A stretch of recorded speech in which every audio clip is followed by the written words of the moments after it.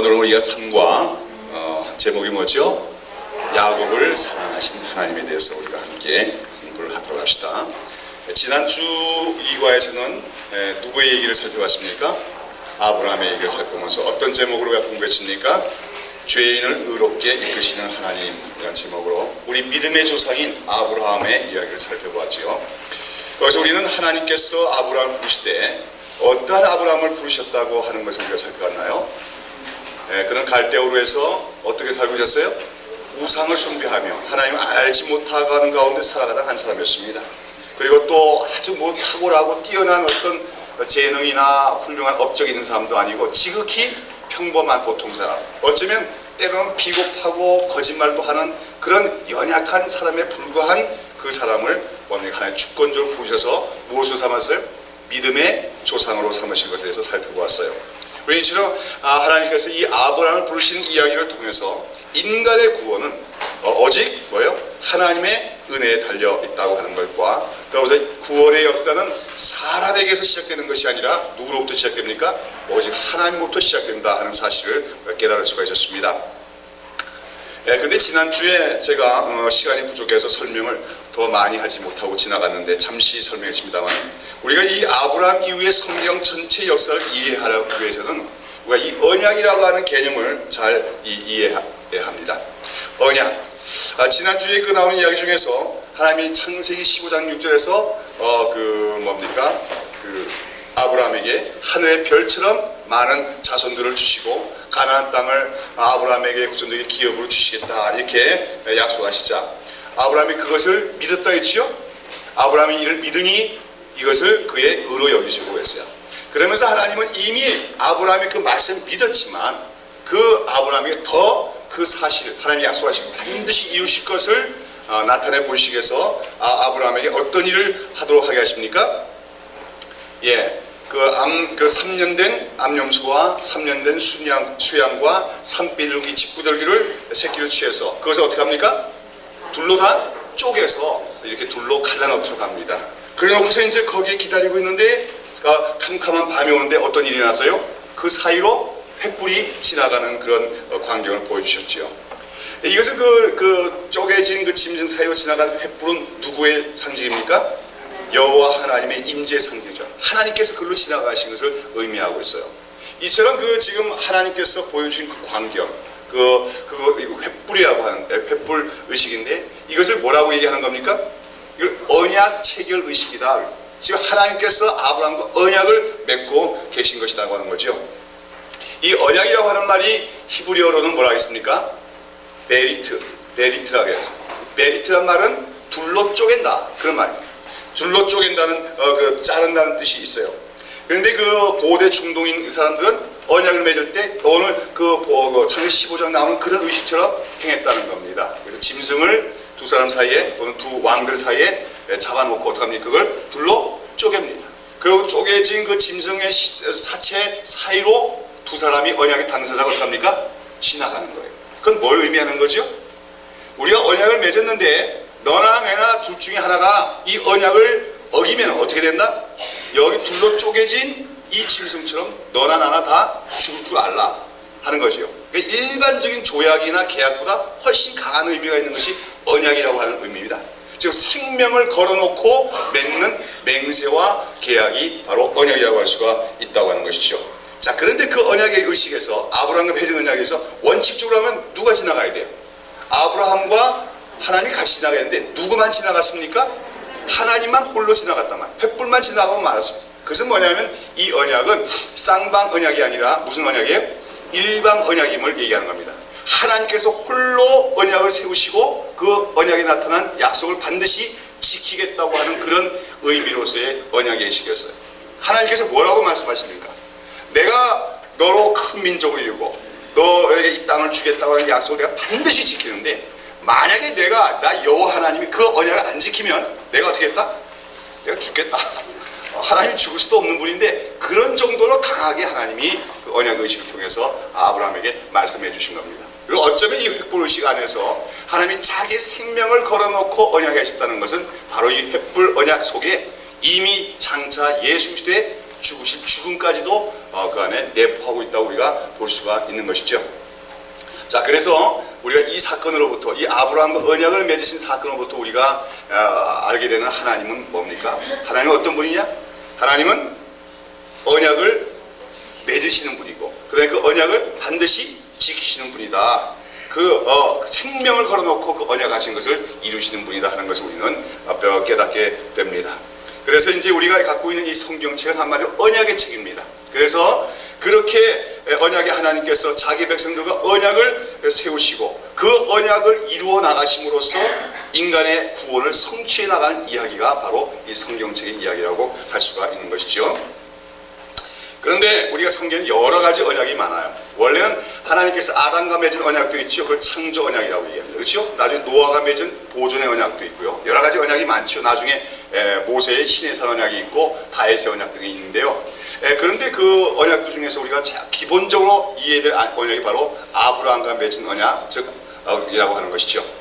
여러분, 그 아브라함 언약이 나오는데 그 아브라함 언약의 내용에 대해서 그동안 이미 얘기했습니다만 하나님께서 아브라함과 일방적으로 언약을 맺으면서 아브라함에 약속하시는 내용이 세 가지가 있죠. 무엇입니까? 예? 뭐예요? 제일 먼저 가나안 땅을 기업으로 주겠다 하는 거예요. 가나안 땅을 기업으로 주마. 그 다음에 뭐지요? 너로 하여금 큰 민족을 이루게 하리라. 그 다음에 뭡니까? 예, 네 씨로 말미암아 천하 만민이 복을 얻게 되리라 하는 말씀입니다. 그렇죠? 처음에는 이제 그 12장에는 네가 복의 근원이 될지라 했는데 그것이 창세기 22장에 가면요, 22장 18절에 보면 바로 아브라함이 이삭을 하나님께 번제로 바치는 순종까지 했을 때 하나님 비로소 네가 나를 정말로 경외한 줄 비로소 알겠노라 하시고 다시금 언약의 말씀을 확증해 주시는 가운데 거기서는 특별히 네 씨로 말미암아 천하 만민이 복을 얻으리라고 약속하시는 것을 볼 수가 있습니다. 갈라디아서 보면 사도 바울은 이 아브라함의 그게 하신 약속의 말씀을 인용해서 거기서 그 네 씨를 복수로 처리하지 않고 단수로 썼어요. 그래서 그것을 가리켜서 사도 바울은 그것은 이스라엘 민족 전체를 가리킨 것이 아니고 특별히 뭡니까? 아브라함의 후손 오실 예수 그리스도 한 분을 얘기하는 것이다. 예수 그리스도로 말미암아 모든 민족이 받을 축복을 얘기하는 것이라 해서 그 아브라함 언약은 사실은 이스라엘 민족의 역사 속에서 성취되기도 하지만 그냥 궁극적인 성취는 누구 안에서 성취되는 것이다? 예수 그리스도 안에서 성취되는 것이라고 사도 바울은 설명하고 있습니다. 여러분, 오늘 우리는 아브라함 언약에 참여하고 있나고 안 하나요? 우리도 아브라함 언약에 참여한 자다. 그렇기 때문에 우리가 아브라함은 우리의 뭐라고 하는 거예요? 믿음의 조상이다. 아버지라고 부르는 겁니다. 유대인들은 우리 보고 이상하게 여기겠지. 그렇죠? 아니, 너희가 어떻게 아브라함이 너의 조상이야. 우리 조상이지. 그렇죠? 그러나 성경은 아브라함은 혈통적인 유대인의 조상이 아니고 실질적으로 뭡니까? 예수 그리스도 믿는 자들의 조상이라고 로마서에서 사도 바울은 얘기하고 있습니다. 그러니까 그 아브라함 언약이 바로 예수 그리스도 안에서 성취됐다는 거예요. 그 땅에 대한 언약은 어떻게 이루어지는 겁니까? 오늘 우리 그리스도 믿는 자들이 가나안 땅의 실체인 하나님 나라를 우리가 소유하게 되잖아요. 예수 믿을 때. 그러므로 성취가 되는 것이요. 큰 민족을 이루라. 됐습니까? 안 됐습니까?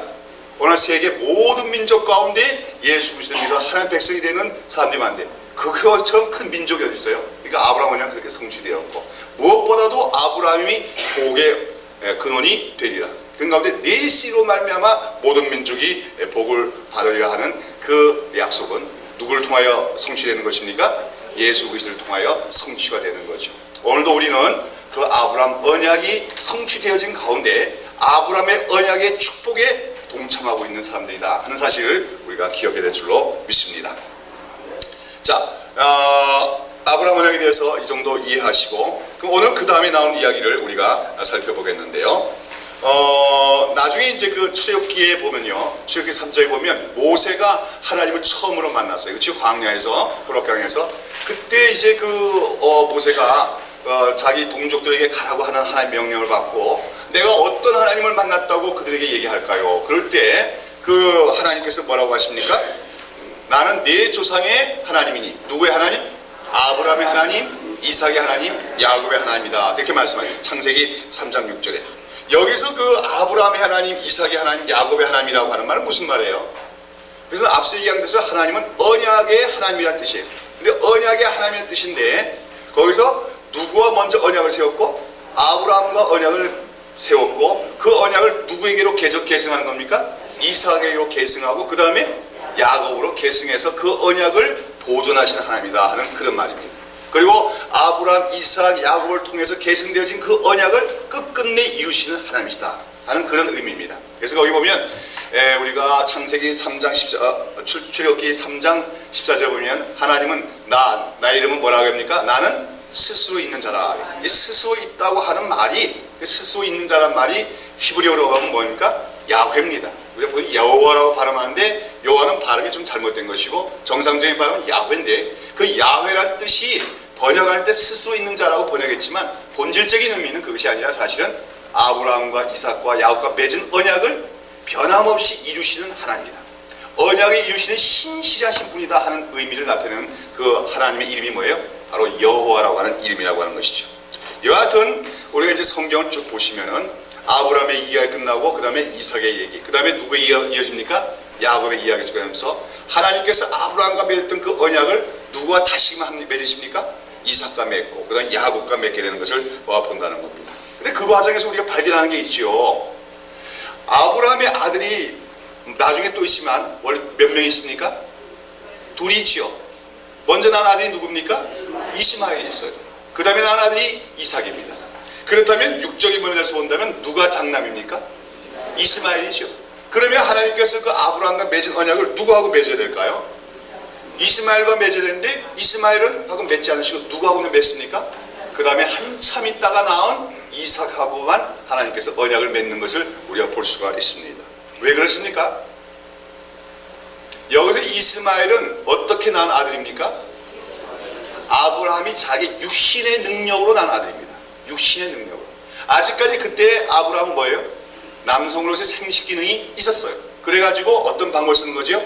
사라는 이제 아기를 낳을 수가 없으니까 사라의 여종인 하가를 첩으로 맞이해서 거기서 아기를 낳게 되죠.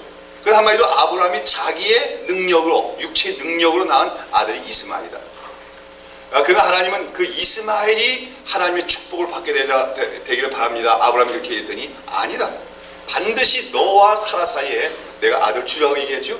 그래서 어떻게 돼? 아브라함이 100세가 되었고 사라가 90세가 되어서 아브라함과 사라가 전혀 남자와 여자로서 생식 기능이 전혀 없어졌을 때 성령의 능력이 그들에게 임하심으로 성령의 능력으로 낳은 아들이 누굽니까? 이삭이 되는데 그 이삭이 바로 아브라함의 언약을 계승하게 되어지는 것을 우리가 볼 수가 있습니다. 이 이야기는 우리에게 뭘 얘기하는 거예요? 인간의 육신의 능력으로는 하나님 나라에 들어갈 수가 없다는 걸 얘기하는 거죠. 하나님의 축복, 하나님 나라의 은혜, 하나님 나라의 기업은 다 누구만이 받을 수가 있다는 겁니까? 성령으로 난 자만이 그것을 받을 수가 있다고 얘기하는 것이죠. 갈라디아서 사도 바울은 이 사실을 논증하고 있는 거예요. 그래서 그 하갈과 사라를 비교하면서 종에게서 난 자들, 그들 유대인이다. 유대인들은 혈통적으로는 아브라함의 후손일지라도 그들은 이스마엘과 같은 자들이다. 그들은 하나님 나라 기업에 들어갈 자격이 없다고 합니다. 그러면서 그 유대인들이 핍박하는 기독교인이야말로, 그러나 기독교인들은 무엇으로 난 사람들입니까? 물과 성령으로 거듭난 사람들이죠. 성령으로 난 그리스도인이야말로 실질적인 아브라함의 아들이고, 그러므로 하나님 나라의 기업을 받을 영적인 자녀들이라고 사도 바울은 이야기하고 있다고 하는 거예요. 그런데 여기서 이스마엘과 이삭의 그 이야기 속에서 보면은 그 뭡니까? 이 이야기를 로마서 9장 6절에서부터 9절까지 해서 사도 바울은 얘기하고 있는 것을 봅니다. 로마서 9장 6절과 9절까지 보면, 또한 하나님의 말씀이 폐하여진 것 같이 않도다. 이스라엘에게서 난 그들이 다 이스라엘이 아니요, 또한 아브라함의 씨가 다 그 자녀가 아니라 오직 이삭으로부터 난 자라여 넷이라 칭하려 하였으니 곧 육신의 자녀가 하나님의 자녀가 아니라 오직 약속의 자녀가 씨로 여기심을 받느니라. 그렇죠? 약속의 말씀 이것이라 명년 이때 내가 이르니 사라에게 아들이 있으리라고 하시니라. 아브라함의 자녀라서 다 하나님의 그 약속된 자녀가 아니라는 거죠. 오직 하나님이 지명하신 약속의 자녀, 성령의 능력으로 나는 이삭과 같은 자만이 하나님의 나라를 계승할 수 있는 기업을 소유할 수 있는 아브라함의 자녀가 된다고 얘기했다는 것이죠. 자, 그런데 여기서 이제 이삭이 이제 그 아브라함의 계승자가 되어집니다만 둘째 아들인데 그 이삭이 또 아들을 낳는데 몇 명의 아들을 낳았어요? 둘을 낳지요. 근데 어떻게 낳았어요? 쌍둥이죠. 뭐 연년생도 아니고 쌍둥이를 낳았어요. 근데 낳을 때 아주 희한하게 낳지요. 어떻게 탄생합니까? 에서가 먼저 형님은 다 나오는데 그 둘째인 뭡니까? 야곱이 그 발꿈치를 잡고 나오는 희한한 모습으로 나오죠. 둘이 그 뱃속에서부터 서로 싸우고 다투고 있단 말이에요. 자, 그러면 여기서 여하튼 쌍둥이가 나왔지만 그래도 뭐 온열 하룻빛이 무섭다고 누가 형님입니까? 에서요. 누가 장남이에요? 에서죠. 그러면은 이삭의 모든 언약은 누가 계승해야 마땅합니까? 에서가 계승해야 마땅하지요. 우리 그 고래로 우리 그 중동 지방법에 우리 동양에서는 장남이 아버지 것을 다 상속하는 거 아닙니까? 자, 그런데 하나님께서는 어떻게 합니까? 에서는 버리시고 야곱을 택하셔서 그를 믿음의 조상으로 삼으신다는 거죠. 자, 여러분이 아다시피 야곱의 이름이 나중에 무엇으로 바뀝니까? 이스라엘로 바뀌게 되고 그 야곱이 낳은 12아들이 이스라엘 민족의 12부족의 족장들이 다 되어진다는 것이죠.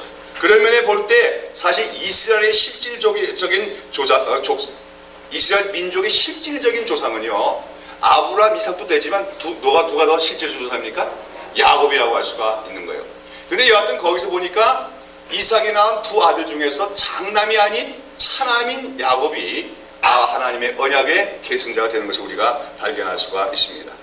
여기 대해서 로마서 9장 다시 한번 펼쳐보시죠. 로마서 9장에 보면 뭐라고 얘기하고 있냐면 로마서 9장에 보면 9장 13절 로마서 9장 13절 다 같이 한번 읽어보시죠. 시작. 기록된 바 내가 야곱을 사랑하고 에서는 미워하였다 하심과 같으니라 그랬죠. 여기 보면 그 창세기에 나온 얘기에서도 보면 이미 나오지만 그 리브가 뱃속에서 두 아이가 어떡합니까? 서로 치고받고 싸우는 거예요. 리브가 대단히 걱정이 돼요. 그래서 하나님께 기도했더니 하나님 뭐라 합니까? 걱정하지 마라. 너의 안에서 두 민족이 나오려고 얘기합니다. 그렇죠? 그런데 누가 누구를 섬기게 되리라? 큰 자가 어린 자를 섬기게 되리라고 얘기하는 거예요. 그렇죠? 그리고 이제 둘이 나왔단 말이죠. 그랬는데 결국은 이 에서와 야곱 중에서 누구를 하나님께 선택하시는 겁니까? 야곱을 선택하신다. 그런데 거기에 대해서 로마서에서 보니까 뭐라 해서 하나님께서 야곱은 뭐하고? 사랑하고 에서는 미워하셨다 이렇게 얘기했죠. 여기서 에서를 미워했다는 건 진짜로 하나님이 에서를 보고 그냥 미워했다는 의미가 아닙니다. 요거는 히브리적 표현으로서 비교급을 얘기하는 거예요. 두 가지가 있는데 두 대상이 있는데 그 중에서 하나를 내가 더 사랑하고 이건 덜 사랑하면 그것을 뭐라고 합니까? 이것은 사랑하고 저것은 미워한다 그렇게 표현하는 겁니다. 예수님의 말씀에 그런 게 있지요. 누가복음 14장 26절에 보면은 물은 내게 오는 자가 자기 부모와 처자와 형제와 자매와 및 자기 목숨을 뭐하지 아니하면? 미워하지 아니하면 미워하지 않으면 능히 나의 제자가 되지 못하리라 하겠습니다. 그 말씀 보면 예수님의 제자가 되려면 어떻게 하란 말입니까? 부모와 처자와 형제와 자매를 어떻게 하라고요? 미워하라고 그랬어요. 여러분 오늘 그렇게 하십니까? 그러면 우리가 어떻게 돼야 돼요? 그럼 부모와 자식과 자매들을 어떻게 미워해야 됩니까? 요 표현이 뭐냐면 이것이 유대인적인 표현이다. 히브리적인 표현이다. 비교급을 얘기하는 겁니다. 여러분 우리 그리스도인이 부모와 처자와 형제를 미워하면 되겠어요? 안 되죠. 사랑해야죠. 세상 사람들은 가정 속에서 분란을 일으키고 미워할지라도 우리는 부모님을 잘 공경하고 사랑해야 됩니다. 그러나 예수님께서 부모와 처자와 형제와 자매를 미워하라 하는 말은 뭐냐면 비교급을 얘기하는 거예요. 누구를 더 사랑하라는 겁니까? 주님을, 하나님을 더 사랑하라. 하나님과 주님을 더 사랑하란 말이에요. 그래서 그 부모들이나 자녀들이 볼 때 야, 우리 아들은 아니 우리 아버지는 누굴 더 사랑해? 우리도 분명히 사랑하는데 우리도 분명히 사랑하는 건 사실이에요. 그러나 우리 아버지 보면 우리 아들 보면 누굴 더 사랑하는 것 같아? 예수님을 더 사랑하는 것 같아. 이렇게 보일 정도로 주님을 더 사랑하라 그런 말입니다. 아시겠습니까? 그러니까 하나님께서 야곱은 사랑하시고 에서는 미워했다는 것은 에서를 정말로 막 미워하셨단 말은 아니에요. 하나님께서 에서도 축복하시죠. 그래서 그로 하여금 나중에 큰 민족을 이루게는 하십니다. 그러나 그 에서는 하나님의 그 나라를 계승하는 자가 되지 못한다는 면에서 하나님께서 야곱을 더 사랑하셨다. 성경 그렇게 얘기하고 있는 것입니다. 자, 그런데 여기서 보니까 어떻게 합니까? 야곱을 그처럼 선택하시고 에서를 선택하지 않은 얘기에서 보면 하나님은 보통 인간사에서 있는 것하고는 거꾸로 행하신 것을 우리가 볼 수 있지요. 즉 보통의 인간 세상에서는 누구를 보통 선택합니까? 장남을 선택하는데 하나님은 장남이 아닌 차남이나 막내를 선택하는 이야기들이 성경에 굉장히 많이 있습니다. 그리고 제일 먼저 나온 얘기가 언제 있지요? 창세기 4장에 보면 가인과 아벨의 얘기 나오죠. 누가 큰 형입니까? 가인입니다. 장남입니다. 아벨은 그 다음에 난 아들이에요. 그런데 하나님은 누구를 더 의로운 자로 선택하십니까? 아벨을 선택하시죠. 그래서 아벨을 경건한 자로 삼으시고 그의 제사를 받으신단 말입니다. 그러니까 사실 가인은 화가 났겠지요. 자기가 장남인데 장남에게는 하나님이 그 제사도 안 받았고 자기 아우인 그 아벨의 제사만 받으니까 여기서 시기심과 분노가 나서 아벨을 죽이게 되는 것일지도 모릅니다. 그 밖에도 이제 성경에 나오는 그런 예를 살펴보면 오늘 우리가 그 야곱의 얘기하지만 이 야곱이 12아들을 낳았는데 이 12아들 중에서 또다시 장자권을 계승하는 아들이 누굽니까? 요셉이에요? 유다예요. 유다. 나중에 이제 그 야곱의 말년에 그 예언하는 내용을 우리가 보면 나오는데 그 예언 속에서 누구에 대해서 가장 크게 예언하고 있습니까? 유다. 바로 유다의 가문에서 장차 왕이 오시리라. 실로가 오리라. 실로가 온다는 말은 메시아를 얘기하는 겁니다. 평화를 가져온 자가 나이라고. 바로 그 영적인 축복이 누구에게 계승될 걸 얘기하냐면 유다에게 계승될 것을 얘기해요. 유다는 몇째 아들인 줄 압니까? 12아들 중에서 네 번째 아들이에요. 여기 보면 장남이 아닌, 장남은 루벤인데 장남이 아닌 네 번째 아들이 하나님의 언약을 계승하는 것을 우리가 볼 수가 있다고 하는 거죠. 그리고 그 밖에도 이스라엘 역사를 쭉 보시면은 그 왕위가 계승된 데서도 장남은 계승하지 못하고 차남이나 다른 아들들이 계승하는 경우들을 굉장히 많이 볼 수가 있어요. 그 대표적인 사람이 누굽니까? 솔로몬이죠. 예, 다윗에게 아들들이 많았지만 장남, 둘째, 셋째 차례차례 다 죽어버립니다. 그렇죠? 그리고 누가 계승해요? 말째 아들인, 그렇죠? 가장 작은 아들인 그 솔로몬이 그 왕위를 계승하는 것을 우리가 볼 수가 있어요. 이처럼 장남, 그 인간적으로 볼 때는 분명하게 그 아버지의 모든 가문과 기업을 계승받을 수 있는 장남이 하나님의 언약을 계승하지 못하고 차남이 계승하는 이러한 사실을 가리켜서 이것을 무슨 원리라고 합니까? 제가 여러 차례 얘기한 것이죠. 이걸 차자 우선의 원리라고 합니다.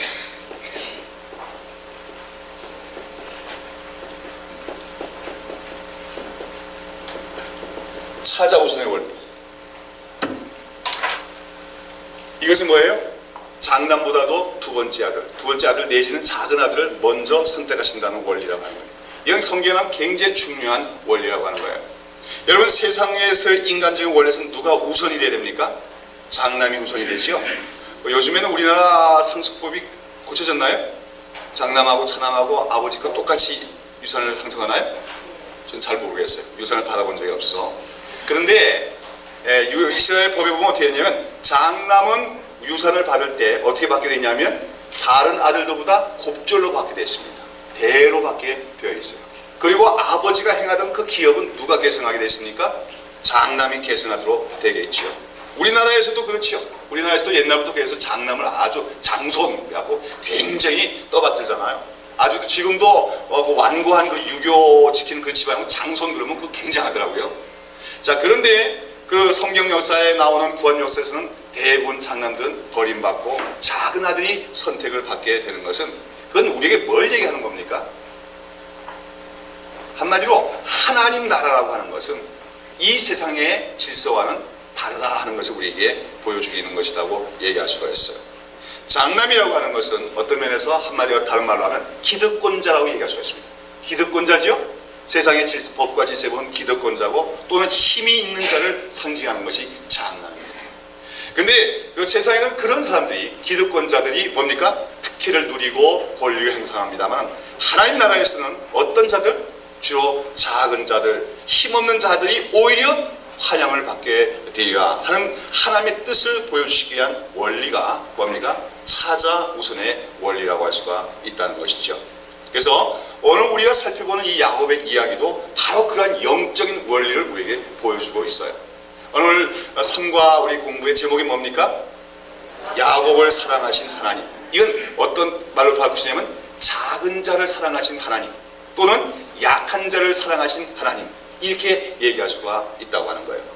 인간적인 조건을 볼 때 야곱과 에서에 비하면 뭡니까? 장남과 차남이라는 데서도 사실은 기득권이 야곱에는 없는 사람이고, 또한 인간적인 조건 면에서 볼 때도 야곱이 에서보다 나은 점이 있어요? 별로 나을 것이 없다 하는 것이에요. 그러나 하나님께서 그러한 야곱을 선택했다는 것은 그것입니까? 사실은 야곱의 일대기에서 우리에게 보여주는데, 그것은 바로 하나님 나라의 그 질서가, 하나님 나라의 원리는 세상의 질서나 원리는 다르다 하는 것을 우리에게 말해주고 있다는 것이죠. 여하튼 우리가 오늘 야곱의 얘기를 살펴봅니다만, 하나님은 야곱을 사랑하시고 야곱의 복을 엄청나게 내려주십니다. 그렇죠? 아까도 얘기했지만 그 야곱이 12아들을 낳게 되고 그 12아들이 바로 이스라엘 민족의 족장들이 다 되잖아요. 큰 축복을 받지요. 자, 그런데 그 야곱이 어떻게 해서 하나님의 축복을 받게 되느냐 하는 겁니다. 어떻게 받게 되는가? 예습하셨죠? 예. 자, 우리는 흔히 생각하기를 하나님께 큰 축복을 받고 하나님 나라의 축복을 받으려면 어때야 될 것 같아요? 뭔가 다른 사람들보다 인격적으로 더 잘 갖춰지고 온전해야 되지 않겠느냐? 또 윤리적으로도 참 착하고 선행도 많이 해야 하나님의 복을 받게 될 것이다. 그렇게 생각할 때가 많지요? 아마 그런 설교도 많이 들으셨을 거예요. 그렇죠? 그렇게 윤리적으로 깨끗하게 살았더니 축복받았다고요. 그런 면이 없는 것은 아니에요. 그러나 성경이 얘기는 그렇게 풀어가지 않고 있다고 하는 겁니다. 오늘 우리가 살펴보는 야곱의 얘기는 오히려 세상에서 약한 자 또는 약한 자를 들어 강한 자를 부끄럽게 하시고, 그리고 부족하고 연약할지라도 하나님의 은혜를 사모하는 자에게 하나님께서는 하나님 나라를 주신다는 사실을 우리에게 가르쳐주고 있다고 하는 것이죠. 그래서 오늘 이런 사실을 우리가 염두에 두고 오늘 공부를 진행해 나가도록 합니다.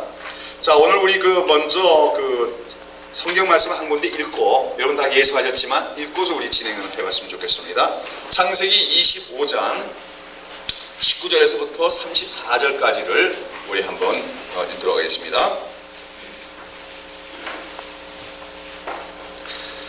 창세기 25장 19절 34절. 자, 교독하겠습니다. 아브라함의 아들 이삭의 후예는 이러하니라. 아브라함이 이삭을 낳았고 이삭은 40세에 리브가를 취하여 아내를 생겼으니 리브가는 다른 아람의 아람 족속 중 베두엘의 딸이요 아람 족속 중 하나의 누이였더라. 이삭이 그 아내가 잉태하지 못함으로 그를 위하여 여호와께 간구하매 여호와께서 그 간구를 들으셨으므로 그 아내 리브가가 잉태하였더니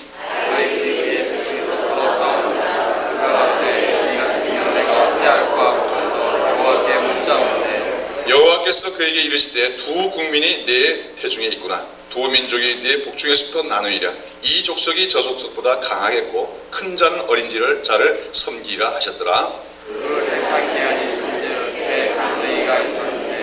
먼저 나온 자는 붉고 전신이 가독 같아서 이름을 에서라 하였고,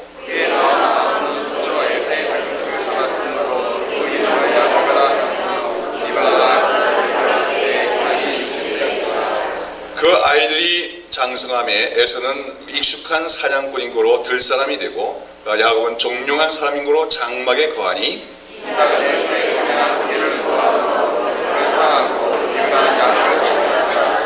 야곱이 죽을 수 없더니 에서가 들에서부터 돌아와서 심히 곤비하여 야곱에게 이르되 내가 고미하니 그 붉은 것을 나로 먹게 하라 하니라. 농거의 새 별명은 에돔이라. 야곱이 가로되 형의 장자의 명분을 오늘날 내게 팔라.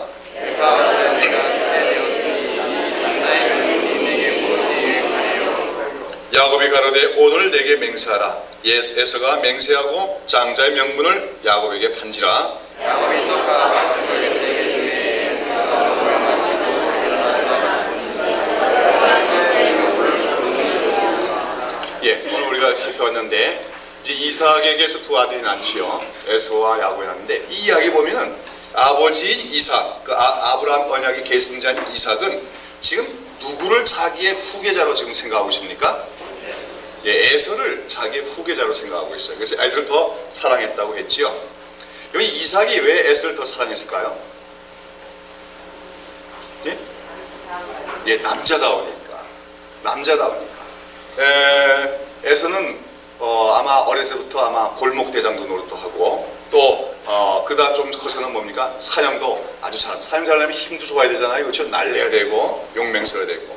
그렇기 때문에 아마 그런 남성다움을 보고 이삭이 그 에서를 더 사랑하지 않았겠는가 생각이 되고 또 그것이 어느 정도 이해가 됩니다.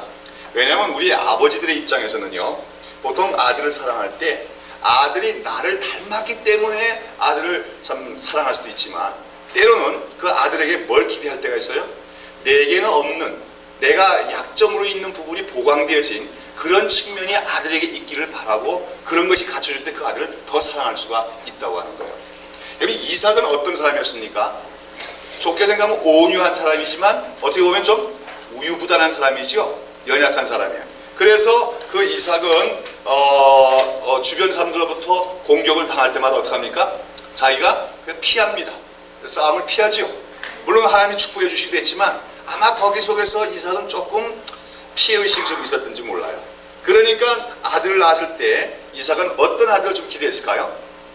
자기와는 달리 좀 외향적이고 공격적이고 싸움을 했어도 잘 이길 수 있는 그 남성적인 그런 아들을 원했는지 몰라요. 근데 두 아들을 낳았는데 그 중에서 누가 더 그런 이삭의 기대에 많습니까? 에서가 훨씬 더 부합하지요. 우선 용모부터가 좀 남성적이에요. 온몸에 뭐가 많이 났어요? 털이 많이 나요. 털이 많이 난다는 건 무슨 호르몬이 많다는 겁니까? 남성 호르몬이 분비가 많이 된다는 얘기고 남성적이란 말이죠. 거기에 비해서 야곱은 털이 안 나고 피부가 맨드름해요. 그렇죠? 여성적이다 말이에요. 그래서 성격도 그래서 에서는 어떻게 합니까? 들사람이 됐다 그랬어요. 그러니까 어릴 때부터 어떻게 했습니까? 이 녀석은 뭐 시간만 하면 밖에 나가 놀아요. 그러다가 이웃 애들 속에서 무슨 노릇하고요? 골목대장 노릇하고. 그러고 나가서 싸움만 하면 꼭 어떻게 합니까? 이기고 돌아옵니다. 커피 터뜨리고 들어와요. 그럴 때마다 이삭은 어떻게 했어요? 야, 이놈이 크면 장차 뭔가 큰 거 하나 하겠다. 이렇게 에서에 대해서 기대하는 마음이 많았다고 하는 것이죠. 자, 거기다가 또 어떡합니까? 이 이삭이 점차 나이가 들더니 뭘 시작합니까? 사냥을 시작하다니. 또 어떻게 해요? 사냥을 해갖고 짐승을 잡으면 그걸로 반드시 별미를 만들어가지고 아버지에게 대접을 해요. 효도도 잘하네요. 이러니 이삭이 에서를 더 사랑할 수밖에 없다고 하는 거죠. 자, 그러나 중요한 것은 여기서 이삭이 에서를 더 사랑한 것은 인간적인 관점입니까? 신앙적인 관점입니까? 이것은 인간적인 관점에서만 보았다 그 말입니다. 왜요? 아까 우리가 이건 본문에 보면 리브가가 아기를 잉태했을 때 둘이 뱃속에서 어떻게 합니까? 서로 싸우죠. 그때 하나님이 분명히 누가 더 큰 자가 되라고 얘기했습니까? 어린 자가 더 큰 자가 되라.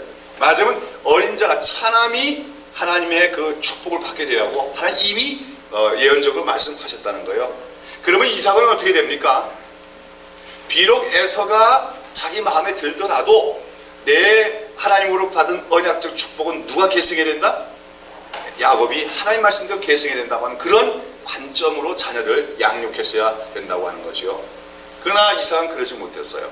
자기 인간적인 생각만 가지고 에서를 더 사랑했고 나중에 그 에서에게 무슨 축복을 해주려고 합니까? 장자의 축복을 해주려고 하는 것이죠. 반면에 그 어머니인 리브가는 뭘 기억한 겁니까? 하나님께서 말씀하신 걸 기억하는 겁니다. 큰 자가 어린 자를 더 섬기게 되라. 아마 야곱은 뭐 또 장막에 거하는 자니까 또 어머니 일을 잘 도와주든지도 몰라요. 그런 면이 어머니 마음에도 들었겠지요. 그러나 어떤 면에서 리브가는 신앙적인 관점에서 그 야곱을 더 사랑했더라.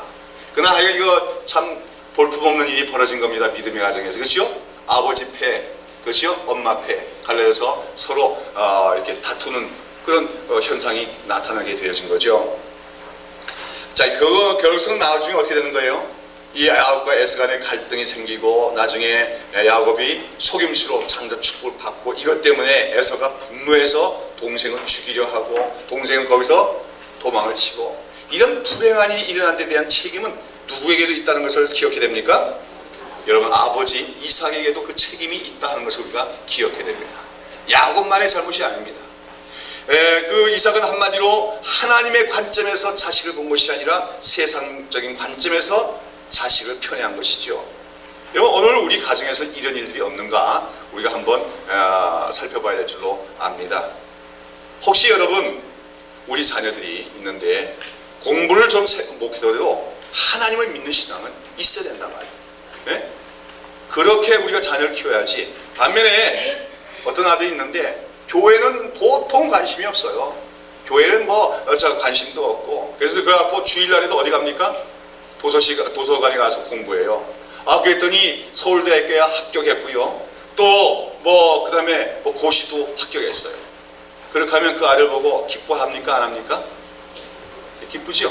그럴지라도, 그렇죠? 주일날 교회 안 가고 도서관 가고 그래서라도 서울대 붙고 고시 붙으면 기뻐하는 우리 기독교인 가정들이 있을 수가 있다 그 말입니다. 그러면 됩니까? 안 됩니까? 그러면 안 돼요. 근데 다른 아들은 하나 있는데 이놈은 그저 교회가 좋다고 맨날 교회만 쫓아다녀요. 그러니까 공부는 맨날 중간 이하고. 그럼 어느 아들을 더 사랑하겠습니까?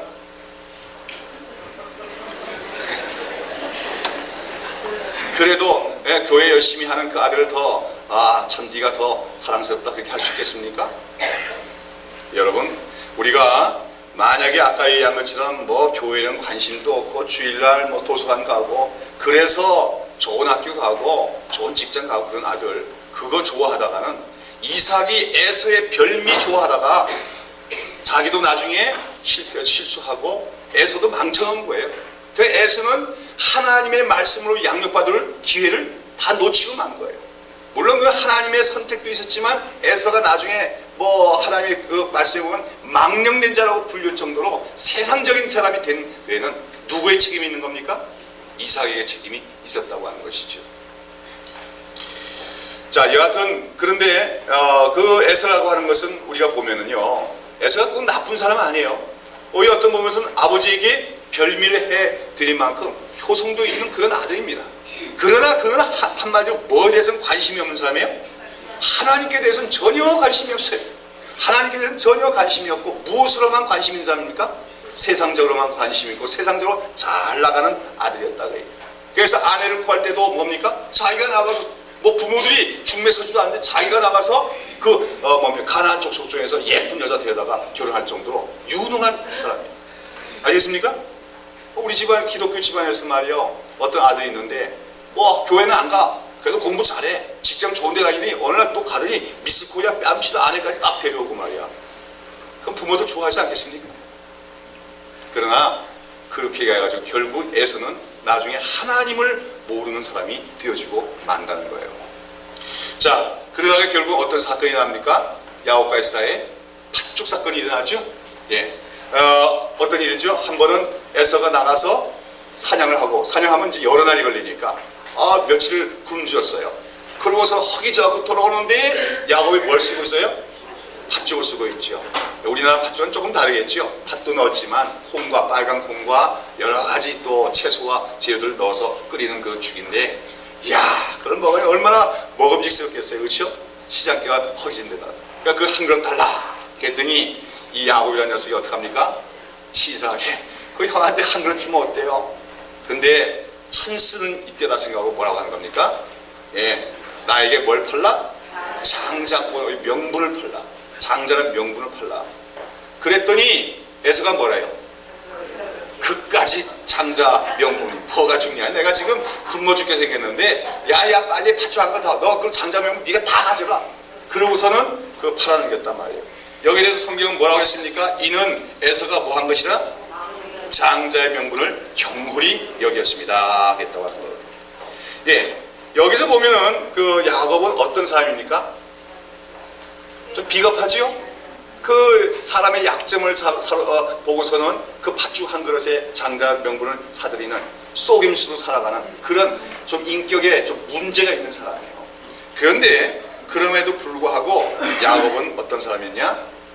지금 장자의 명분을 사들인 이유가 있어요. 왜요? 예, 하나님의 축복을 받기 위해서입니다. 이 야곱은요, 어릴 때부터 어디에 거하는 사람이었어요? 장막에, 조용한 성격이 때문에 장막에 거했다 했어요. 그것으로 말미암아 그는 하나님의 은혜와 축복을 사모하는 사람이 됐어요. 나는 하나님의 축복을 꼭 받아야겠다. 이런 신앙관이 형성됐다는 겁니다. 왜 그랬을까요? 제가 이런 얘기 자주 한 것 때문에 들으시는 게 있지만 그 장막에 거했다는 중요한 내용이 있어요. 그렇지요. 그 야곱의 할아버지가 누굽니까? 아브라함, 믿음의 조상입니다. 믿음의 개척자인데요. 이 아브라함이 언제까지 살아있었을까요? 여러분 집에 가셔서 아브라함 나이 따져보고 이삭의 나이 따져보고 언제 낳았고 따져보세요. 그러면 우리 나이로 17세가 될 때까지 야곱이 아브라함이 생존했던 것을 우리가 알 수가 있습니다. 자, 그러면 야곱이 장막에 거했다고 하는 것은 자주자주 누구와 대화했다는 걸 의미하는 겁니까? 아브라함과 자주 할아버지가 대화를 한 것을 의미합니다. 그러면 아브라함이 무슨 얘기했겠어요? 농담 따먹기 얘기했겠습니까? 네? 웃쳐서 얘기나 했겠어요? 아니죠. 아브라함은 그 야곱에게 하나님에 대해서 얘기했습니다. 하나님의 부르심에 대해서 얘기했습니다. 특별히 하나님께서 자기와 맺은 뭐예요? 언약에 대해서 얘기한 거예요. 야곱아, 내가 갈대아우로 데서 살고 있을 때 나는 하나님을 알지도 못했고 우상만 섬기었는데 어느 날 하나님이 나에게 나타나서 너는 이제 내가 지시한 곳 가라. 그래서 내가 참 고향 땅을 다 버리고 이까지 오게 되었느니라. 근데 하나님께서는 나에게 참 아들 하나도 없는 나에게 어떤 약속을 하냐면 이 땅을 장차 너에게 주겠고 뭡니까? 큰 민족을 하겠다는 약속을 주셨어요. 그러나 무엇보다도 중요한 것은 이제 나의 낳는 후손들 중에서 복의 근원이 되는 뭡니까? 후손이 오게 될 것이고 그 후손을 말미암아 세계 모든 민족이 하나님의 축복을 받고 구원을 받는 역사가 일어나게 약속하셨단다. 야곱은요, 그 구체적인 내용이 다 뭔지는 진지하게 이해하지 못한다 할지라도 여하튼 할아버지만 만나면 할아버지는 뭐 얘기합니까? 그 언약에 대해서 얘기합니다. 하나님의 언약. 그러면서 그 언약을 이제 나에게 맺은 언약을 누구에게 하나님이 계승하셨다? 이삭에게 계승했는데 이제 에서나 야곱 너희 둘 중에 하나가 그 언약을 계승해야 된다. 아마 이렇게 얘기했을 거예요. 그렇죠? 주일학교 교육을 가르쳤다고 얘기해요. 아브라함이. 그러니까 야곱이 요즘 말로 하면은 어릴 때부터 동네에서 나가 놀기보다는 어디 자주 오나야 됩니까? 교회에 와서 선생님 말씀 듣고 주일학교 열심히 들으면서 말씀을 듣고 자란 아이입니다. 여기서 야곱의 마음속에 뭐가 생겨난 겁니까? 믿음이 생겨나는 거예요. 아, 하나님이 계시구나. 그렇죠? 전능자 하나님이 계시고 우리 할아버지와 우리 아버지, 우리 가문을 하나님께서 선택하시고 불러주셨구나. 근데 우리에게 큰 축복을 주실 것인데 근데 문제가 있단 말이에요. 인간적인 서열로 말하면 그 하나님의 축복은 그럼 누가 이제 계승할 것 같습니까? 자기가 아닌 형인 에서가 계승할 것 같잖아요. 그게 걱정이 되는 거예요. 그럼 나는 차남인데 그러한 것을 나는 계승할 수가 없는가? 이런 염려와 걱정이 있었다는 거죠. 그러나 하여간 야곱은 어린 날로부터 장막에 거했다. 장막에 거했단 말은 요즘 표현하면 말씀을 듣고 자랐다는 거예요. 말씀 속에서 그에게 신앙이 생긴 겁니다. 아직까지 그의 인격은 태생자부터 형의 발꿈치를 잡고 나올 정도로 남의 약점이나 위험에 있는 그런 거짓말쟁이 속에는 특성이 있지만 그의 속에는 기본적인 씨앗과 같은 믿음이 심겨졌어요. 그것은 바로 하나님 나라를 사모하는 마음이었습니다. 하나님의 축복과 은혜를 받기로 원하는 그런 간절히 사모하는 그런 심령을 그는 가졌다고 하는 것이죠. 여러분, 그래서 이제 마침내 찬스가 온 거죠. 그렇죠? 찬스가 와가지고 그 형 에서에게 파축한 것에 그 장자의 명분을 사드리는 것입니다. 여러분, 여기서 하나님께서 야곱을 언약의 조상을 선택한 것은 물론 그것은 하나님의 주권적인 선택이에요. 이미 그들이 태어나기도 전에, 그렇죠? 그리고 뱃속에 있을 때 그들이 뭐 잘한 것도 없고 못한 것도 없을 때 하나님이 이미 야곱을 선택하셨습니다. 그러나 우리가 이 야곱과 에서 사이에 있는 이야기를 잘 살펴보면 물론 하나님의 주권적 선택도 중요하지만 하나님 나라를 이어받을 수 있는 사람은 어떠한 사람이냐? 하나님 나라를 이어받는 사람의 자격을 우리가 여기서 발견할 수 있지요. 야곱은 인격적으로 문제가 있어요. 그러나 그는 하나님 나라를 사모하며 하나님의 축복을 사모하는 자였다. 반면에 에서는 어땠습니까? 그런 영적인 일들에 대해서는 도무지 관심이 없는 사람입니다. 그러면서도 세상적으로 어떻게 합니까? 아주 잘 나가는 사람. 그런데 성경에서는 이러한 에서를 가리켜 어떠한 자라고 얘기하고 있습니까? 히브리서 12장 16절과 17절에 보면 그런 망령된 자라고 얘기하습니다. 망령된 자. 그렇죠? 히브리서 12장 16절에 보시면 너희들 가운데 혹 한 그릇 식물을 위하여 장자의 명분을 판 에서와 같이 망령된 자가 있을까 두려워하라 했습니다. 이 망령된 자란 말이 무슨 뜻입니까? 이것이 헬라어로 본 베벨로스, 영어로 프로페인으로 되어 있는데, 이건 말하자면 세상 하나님에 대해서 관심이 없는 걸 얘기하는 거예요. 영적인 에 대해서 도무지 관심이 없고 오로지 세상 것에만 관심이 있는 세속적인 사람을 얘기하는 겁니다. 그런데 히브리서 기자는 너희들 가운데에 그런 자가 있다는 것은 교회는 나오지만 그 가치관과 생각은 오로지 무엇에 중심을 둔 사람이 있어요? 세상의 것만 중심을 둔 사람이 있을 수가 있어요. 그러면 그런 사람을 가리켜 성경은 뭐라고 얘기하는 겁니까? 망령된 자라고 얘기하는 거죠. 에서는 믿음의 가정에서 태어났어요. 그러나 그는 하나님께 대해서도 관심이 없고 하나님의 언약의 축복에 대해서는 더더구나 관심이 없어요. 오로지 세상적으로만 어떻게 하면 내가 건강할까? 어떻게 하면 내가 출세할까? 여기에 대한 관심 있는 망령된 자였다는 것입니다. 여러분, 한마디로 이 에서처럼 망령된 자, 즉 하나님의 은혜를 사모하지 않는 자는요, 하나님의 나라의 백성이 될 자격이 없는 것입니다. 그래서 마태복음에 나오는 팔복서는, 예수님의 그 산상에서 제일 첫는 팔복서는 하나님 나라 백성들의 헌장이라고 얘기하시죠. 하나님 백성들은 이러한 자다 하는 겁니다. 근데 거기 보면 뭐라고 했습니까? 팔복의 제일 첫 번째가 뭐죠? 심령이 가난한 자가 복이 있나니 뭐요? 천국이 저희 것입니다. 천국을 기업으로 받을 자의 첫 번째 자격은 심령이 가난하다 했어요. 여기서 심령이 가난하다 할 때 이 가난하다는 말은 헬라어로 보면 푸토코스입니다. 이 푸토코스라는 말은 아주 쉽게 말하면 거지와 같다 그 말. 거지와 같다. 그러니까 우리가 가난하단 말이요, 그래서 아주 호화판으로 살 수 없는 정도의 그런 중하위 정도의 가난함, 그게 아니에요. 소위 말하면 절대적 빈곤, 내지는 다른 사람에게 의존하지 않으면은 생존하는 것이 어려울 정도의 가난함을 푸토코스라고 얘기하는 거예요. 그래서 나사로와 같은 사람이 푸토코스입니다. 그러니까 심령이 가난한 자가 복이 있다는 말은 쉽게 번역하면 뭐예요? 심령이 거지와 같은 자는 복이 있나니 그 말이에요. 심령이 거지와 같다는 건 뭐예요? 거지는 어떡하죠? 한 푼 주십시오. 은혜를 베풀어 주십시오 하는 거죠.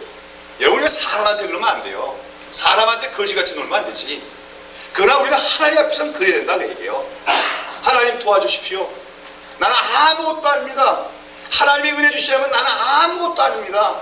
하나님의 은혜 없이 난 살 수가 없습니다. 이러한 자세에서 하나님의 그 은혜를 갈망하고 소원하는 자가 심령이 가난한 자다. 천국은 그러한 자들의 것이라고 말씀한 것입니다. 여러분, 오늘 여러분 심령이 가난하십니까? 별로 대답이 없으시죠. 여러분 심령이 정말 거지 같으십니다.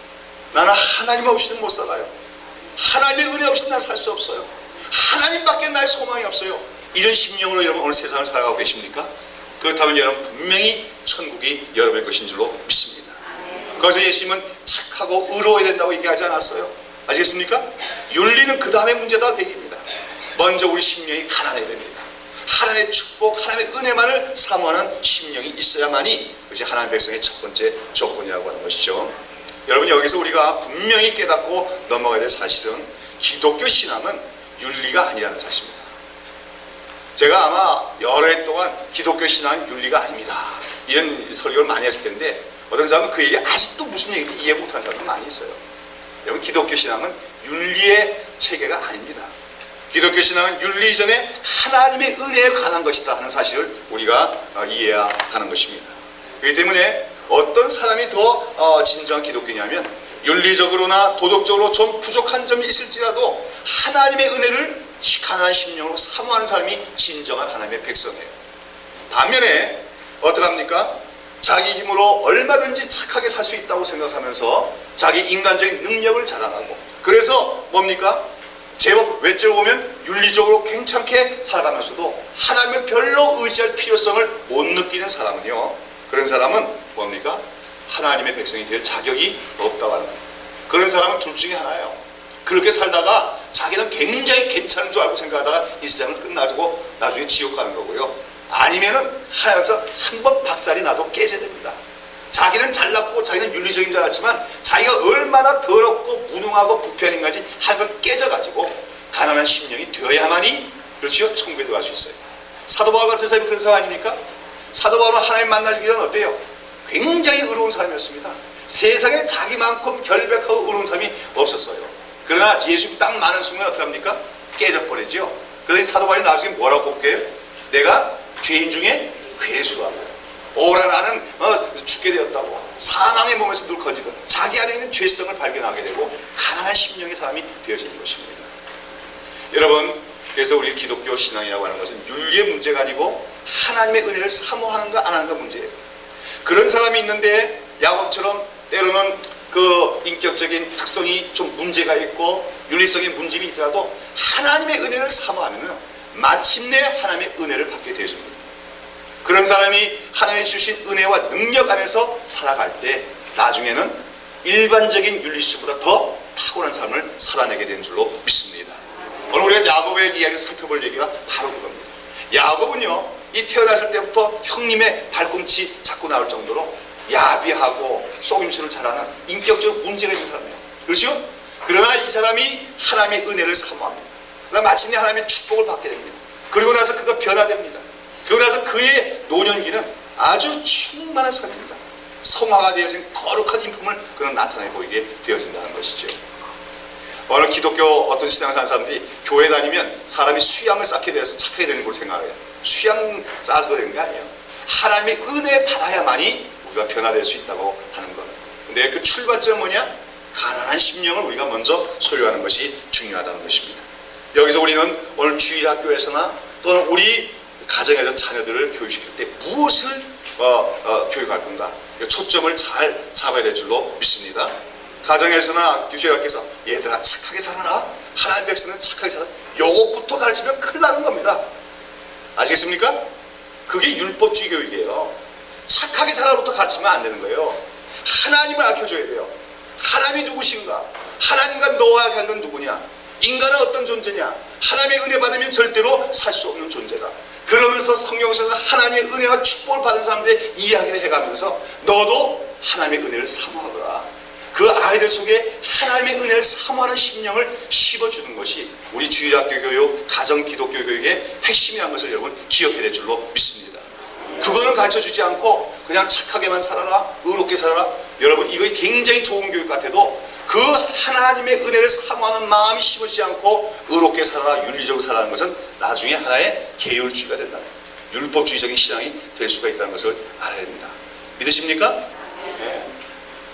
여러분이 그러니까 주일학교 교육이 잘 되어졌느냐, 또 가정에서 자녀 교육이 잘 됐는가 테스트 해보면 알아요. 그 아이들이 하나님의 은혜를 정말 갈망하고 사모하느냐, 그것이 있으면 성공입니다. 그것이 있으면. 그러니까 그것이 없다면 아무리 지금 현재는 착하고 공부 잘하고 그래도요 문제가 있을 수가 있어요.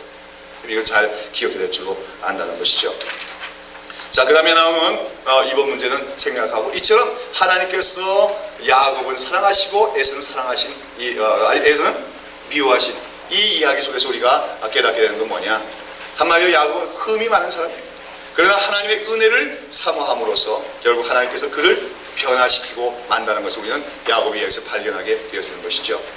그래서 이처럼 부족한 야곱을 믿음의 조상으로 선택하시고 언약을 계승케 하시는 하나님의 역사 속에서 한마디로 하나님의 구원은 인간의 의로움이나 인간의 공로로 되어지는 것이 아니고 오직 하나님의 은혜로 되어짐을 나타냄으로써 인간들이 자신을 자랑하지 못하게 함이라. 에베소 2장 8절과 9절에서 사도 바울은 그렇게 설명하고 있는 것입니다. 자, 그 다음에 하나님께서 그 야곱과 맺으신 언약은 어떤 것입니까?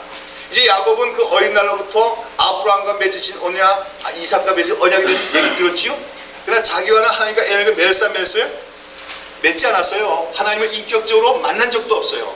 근데 이 야곱이 하나님을 인격적으로 만나고 하나님과 직접적인 언약을 맺는 사건이 발생했는데 언제입니까?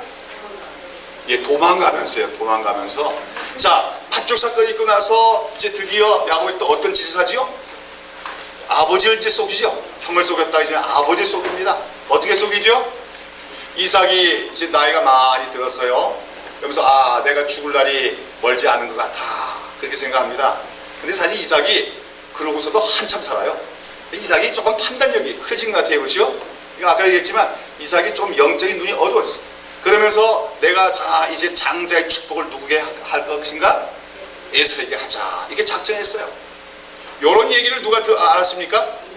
리브가 나 듣거든. 야, 큰일 났거든. 에서가 그거 받으면 안 되지요? 자기가 사랑하는 야곱이 장자 축복을 받아야 했거든요. 그래갖고 드디어 모자간에 공모를 하는 거죠. 어떤 공모를 하죠? 야곱은 어떤 사람이에요? 맨들맨들한 사람이란 말이죠. 털 사람이 아니란 말이죠. 그래갖고 염소를 잡아서 염소의 가죽으로 그죠? 그 옷 대신에 입히고, 그다음에 또 어떡합니까? 그 에서의 옷을 입혀서 에서 냄새가 나게 하는 거죠. 이런 털 있는 사람들 좀 냄새가 나잖아, 채취가. 그걸 채취가 나게 하고. 그리고 나서는 평소에 에서가 그 아버지께 해다 준 별미와 똑같은 별미를 만들어서 야곱에게 갖고 들어가게 합니다. 그래가지고 야곱이 내가 에서입니다. 이삭이 눈이 잘 안 보여요. 그러니까 말소리는 들어보니까 누구 소리 같은데? 야곱 같은데 만져보니까 털이 많고 또 별미도 갖고 왔고 에서 냄새 나니까 쏘가 넘어가는 거예요. 여기서 이제 보면 이삭이 야곱에게만 인간을 쏟는 게 아니라 자기 자신에도 쏟고 있는 거예요. 지금 영적으로 분별력이 없다 하는 것을 얘기해 주는 거예요. 그래가지고 이제 야곱에게 장자의 축복을 다 하죠. 마지막 한마디로 하나님이 아브라함에 축복하신 그 축복을 이어받는 자가 되리라고 하는 그 축복을 내리는 겁니다. 그렇죠? 야곱은 여기서 축복을 다 받고 나왔어요. 그러고 나서 누가 돌아왔습니까? 에서가 돌아왔어요. 뭐하러 나갔댔어요? 자기에게 그 장자의 축복을 해주실 것이다 하니까 아버지에게 그냥 한껏 좋은 별미 대접하고 축복 많이 받으려고 갖고 왔는데, 떡 들어가서 아버지 저 에서입니다, 축복해 주세요 그랬더니 아버지가 뭐랍니까? 네가 누구냐? 에서가 조금 전에 들어오지 않았느냐? 내가 그에게 이미 다 축복했는데. 에서가 여기서 알았어요. 여기서 막 그냥 통곡을 하는 거죠. 이 야곱이란 놈이 전에는 날 갖다가 속여먹더니 이번에는 눈먼 아버지를 썩여먹고 장자 내 축복을 가르쳐? 이 죽일 놈. 그러면서 막 통하면서 아버지, 그래도 야곱에게도 축복했지만 나에게도 주실 축복이 있지 않습니까? 해달라고 했지만 아니다. 그 당시는 바로 족장들의 입에서 나오는 말은 곧 하나님의 권위를 갖고 하는 거죠. 나는 이미 장자의 축복을 하게 되었구나 하면서 여기에 보면 성경에 보면 이삭이 그 에서의 말을 듣고 심히 어떻게 했더라? 떨었더라고 되어 있습니다. 왜 이삭이 떠는 겁니까? 막 몸을 부들부들 떠는 거예요? 왜 에서가 이렇게 부들부들 떨까요? 야곱에게 쏘는 게 분해서 치를 떠는 겁니까? 아니에요. 여기서 이삭은 드디어 정신이 차려진 거예요. 자기가 그동안 한 분별력이 없었던 걸 깨달은 거죠. 자기는 그렇게도 에서를 사랑했어요. 인간적인 관점에서는 사랑해왔고 그 에서에게 장자의 축복을 주려고 했는데 그것이 하나님의 뜻이 아님이 나타난 겁니다.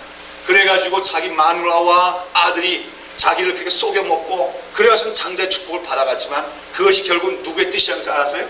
하나님의 뜻임을 알고 하나님의 뜻은 반드시 성취될 수밖에 없다는 그 엄연한 사실 앞에서 두려워하며 떨게 되어지는 것이죠. 여기서 우리는 이삭이 참 안타깝게도 나이가 들고 육신의 눈이 멀어가면서 영적으로도 영안이 흐렸던 사실을 우리가 발견할 수가 있습니다. 우리가 이제 아브라함, 이삭, 야곱을 비교해보면 아브라함은 말할 것 없이 그 믿음의 정상에까지 올라가던 사람이죠. 그랬던 이유는 아브라함은 개척자의 삶을 사는 사람이죠. 한마디로 수많은 어려움을 경험하면서 그 개척자의 삶을 살았던 사람이에요. 그런 과정이 연단되죠. 또 나중에 야곱은 아주 파란만장한 삶을 살아가게 됩니다. 그런 과정을 통해서 아브라함과 야곱은 다 뭐 될 수 있는 기회가 있었어요? 연단받을 수 있는 기회가 있었던 거예요. 반면에 이삭은 어떻습니까? 아버지가 이미 이루어놓은 기초에서 살아갔기 때문에 그렇게 어려움을 겪지 않은 사람이 이삭이라고 하는 거예요. 평범하게 살았지요. 여러분, 우리가 이거 보면은 우리 삶에 고난이 없는 것만이 축복이 아니다는 것을 알게 됩니다. 고난이 축복이에요. 고난을 통해서만이 우리는 연단될 수 있고 연단된 사람만이 나중에 나이가 들어서 눈이 어두워도 영의 눈은 흐리지 않을 수가 있는 것을 보게 돼요. 오늘 우리가 야곱의 얘기를 보지만 야곱은 나중에 나이가 많이 들어서 죽을 때가 됐을 때 눈으로서는 육신의 눈이 다 안 보이게 됐지만 영적으로는 모든 것을 잘 분별해 아는 것을 봅니다. 반면에 이삭은 이 육신의 눈이 어두워지니까 영의 눈도 어두워진 것을 우리가 볼 수가 있어요. 사랑하는 여러분, 여러분이나 저나 이제 우리가 나중에 정말 육신의 눈이 다 안 보일 지경이 될 때가 오겠지만 우리 그때 영적으로 모든 것을 깨끗하게 분별할 수 있는 그 영안을 소유하는 우리 믿음의 사람 되시기를 축원합니다. 결국 이렇게 됐더니 이제 어떡합니까? 야곱이 여기서 속임수 쓴 건 잘했어요? 못했어요? 잘못한 일이에요. 사실은요, 여기서 야곱이 속임수를 안 썼더라면 어떻게 됐을까요? 그러면 장자 축복이 에서에게 갔을까요? 안 갔을까요? 안 가고 하나님이 개입하셔서 무언가, 그죠? 야곱이 장자 축복을 받을 수 있는 길을 열어주셨을 거예요. 근데 자기가 서둘러서 속임수를 행했다. 여러분 이거 기억해야 됩니다. 여기서 뭐냐면 결과가 좋으려면 뭣도 좋아야 돼요? 과정도 좋아야 됩니다. 우리가 아무리 하나님의 일이고 하나님의 영광을 위한 일이고 하나님의 목적을 둔 그 사업일지라도 거기서 인간적인 방법 이런 걸 사용하면 뭐가 남게 돼요? 후유증이 남게 됩니다. 만약에 야곱이 여기서 그저 속임수 안 쓰고 때를 기다렸으면 하나님께서 주권적으로 장자 축복받게 해주시고 그런 가정에 불행한 일이 발생하지 않아도 됩니다. 그러나 여기서 야곱이 속임수 썼기 때문에 장자 축복 받았지만 그러나 거기서 야곱은 도피의 생활, 도망을 하게 되죠. 에서가 죽이려고 하니까. 그때 리브가가 뭐라고 합니까? 아들아, 잠시만 네 형의 그 분노를 피해서 내 오빠가 있는 밧담 아람으로 가라. 하란 땅에 리브가의 원래 친정집이 있죠. 그러니까 야곱이 뭐예요? 외가 쪽인데 거기 가서 얼마만 있다, 며칠만 있다고 오느라 그렇게 하고 보냅니다. 그러나 며칠만 있으러 간 게 몇 년이 가게 돼요? 15년을 지내게 돼요. 그걸로 말미암아 마침내 자기가 돌아와 보니 나중에 어머니 리브가는 세상을 떠나고 없는 거예요. 그런 불행한 일을 야곱은 겪게 되는 거예요. 그래서 우리가 하는 것은 우리가 아무리 하나님의 은혜를 사모하는 일이고 하나님과 관계된 일일지라도 우리가 인간적인 방법 사용하면 반드시 거기에는 후유증이 남는다는 것을 우리가 기억해야 된다는 것이죠. 자, 그래서 이제 야곱은 도망갑니다. 에서가 지금이라도 그 사냥자라는 에서가 말 타고 달려오면 어떻게 되겠어요? 추격당하면 자기는 뭐 죽고 마는 것이요. 에서가 얼마나 지금 화가 난지 몰라요. 그래서 도망가는 겁니다. 막 그냥 뒤도 안 돌아오고 내빼는데 달리다가 어느 곳에 도착했습니까? 루스라고 하는 게 또 전에 밤이 어두워서 더 이상 갈 수가 없지요. 그래서 그 벌판에서 어떻게 해요? 잠을 청하는 거예요. 어떻게 합니까? 큰 돌이 하나 있어 그것을 베개로 삼고 자는데 꿈을 꾸게 된 겁니다. 꿈속에 뭘 봅니까? 사닥다리가 누워있는데 하늘과 자기 머리 사이에 사닥다리가 누워있어요. 자기와 하늘 사이. 그리고 그 위로 누가 오르락내락 합니까? 천사들이 오르락내락 하고 있어요. 그리고 그 꼭대기에 누가 계셔요? 하나님이 계셔요. 그러면서 하나님이 말씀하시기를 뭐합니까? 나는 네 할아버지 아브라함의 하나님이요 네 아버지 이삭의 하나님이다. 그래서 한마디로 말씀하시면은 뭡니까? 내가 이제 너의 하나님이 되겠다고 말씀하시는 겁니다. 무슨 말입니까? 이제 하나님께서 그 아브라함과 맺던 언약을 누구와 이제 맺으시는 겁니까? 야곱과 맺으시는 거죠. 그래서 거기서 하시는 창세기 28장 13절 이하의 말씀 보면 아브라함에게 했던 언약의 내용 그대로 야곱에게 하시는 것을 볼 수 있어요. 네가 누워있던 이 땅을 너에게 줄 것이며, 그렇죠? 너의 후손으로 큰 민족을 이루게 될 것이고, 그 다음에 모든 땅의 모든 족속이 너와 네 자손을 위하여 복을 얻게 되리라. 아브라함의 3대 언약적 약속이 들어있는 축복이 들어있는 그 언약을 하나님께서 야곱에게 해주신 겁니다. 드디어 야곱은 하나님의 그 언약의 축복을 그저 계승하는 자가 되어진 것입니다. 그 환난 가운데서. 그러면서 이제 하나님께서 네가 나와 언약을 맺었기 때문에 내가 반드시 너를 도와줄 것이고 너를 보호할 것이고 너를 인도해서 네가 갔다가 이 땅으로 다시 약속의 땅 이 땅으로 돌아오게 하겠노라고 하나님이 약속하십니다. 여러분 야곱이 이때 얼마나 기뻤겠습니까? 그렇죠? 처음엔 놀랐겠지요. 엄청난 놀라겠지요. 하나님을 처음 만났으니까. 여기서 그를 깨닫게 되는 건 뭡니까? 자기 머리 위에 사닥다리가 져 있고 하늘에 하나님께 다 있다는 것은 하나님은 자기를 떠나지 않고 항상 보호해 주시며 천사들을 보내주셔서 자기를 보호하고 있다는 사실을 깨닫게 되십니다. 야곱은 이때까지 하나님은 어디만 계신 줄 알았겠어요? 장막, 아브라함과 이삭이 거하는 그 장막에서만 지내니까 거기만 계신 줄 알았어요. 근데 이제 하나님이 어디 계신가 알게 된 겁니까? 하나님과 언약을 맺은 자가 있는 곳은 바다 하나님이 계신 곳이라는 걸 알게 되고, 그처럼 자기가 하나님 만났던 그 장소를 뭐라고 부르게 됩니까? 베델이다, 하나님의 집이라고 부르게 되는 것이죠. 그러면서 이제 야곱은 하나님께 뭘 합니까? 소원을 하는 거죠. 뭐라고 소원합니까? 하나님 만약에 나가는 길을 지켜주시고 나를 무사하게 돌아오게 하시면 내가 반드시 이 하나님께 제단을 쌓았던, 자기가 돌베개 했던 그 돌에다가 기름을 붓고 하나님께 제사를 드리죠. 여기서 양을 잡고 뭐 염소를 잡으려면 여유가 없어. 그냥 기름만 붓는 걸로 제사를 드린 겁니다. 그러면서 이곳에 가서 내가 정식으로 하나님께 제사를 드리고 또 하나님께서 나에게 주신 모든 물질들에 뭘 바치겠나 아니라 11조를 내가 바치겠나이다. 하나님께 그렇게 서원을 하고 거기를 떠나갑니다. 이제 야곱은 어떤 마음을 갖겠어요? 나는 외롭지 않다. 그렇죠? 나의 할아버지, 나의 아버지 하나님이 나와 함께 하신다. 그리고 또 그 할아버지와 맺었던 그 아브라함 언약을 내가 계승했다. 이런 든든한 믿음을 이제 갖고 이제 그 바담 아람으로 가게 됩니다. 그리고 우여곡절 끝에 누구의 집에 도착하지요? 외삼촌 라반의 집에 도착하게 되죠. 도착하고 나서 야곱은 어떻게 합니까? 무의도시 갈 수가 없으니까 삼촌의 집에서 일을 열심히 하는 거예요. 근데 여기서 우리가 하나 발견하는 것은 야곱이 일을 참 성실하게 잘했다는 것을 우리가 발견할 수가 있습니다. 왜냐하면 라반이 가만 보니까 이 조카 녀석이 어떻게 합니까? 일을 하는데 아주 일을 깔끔하게 잘하고 성실하게 잘하죠. 그래서 라반이 어떻게 하는 거야? 탐이 나기 시작하는 거예요.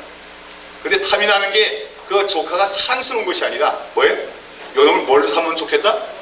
내 머슴으로 사면 딱 좋겠다. 요놈을 머슴 삼으면 우리 집에 돈벌이가 많이 돼. 이렇게 생각하는 거예요. 근데 봤더니 라반이 눈치를 봤더니 이 야곱이 누구를 좋아해요? 라헬을 아주 좋아하거든요. 그래서 이 라반이라는 사람이 뭐예요?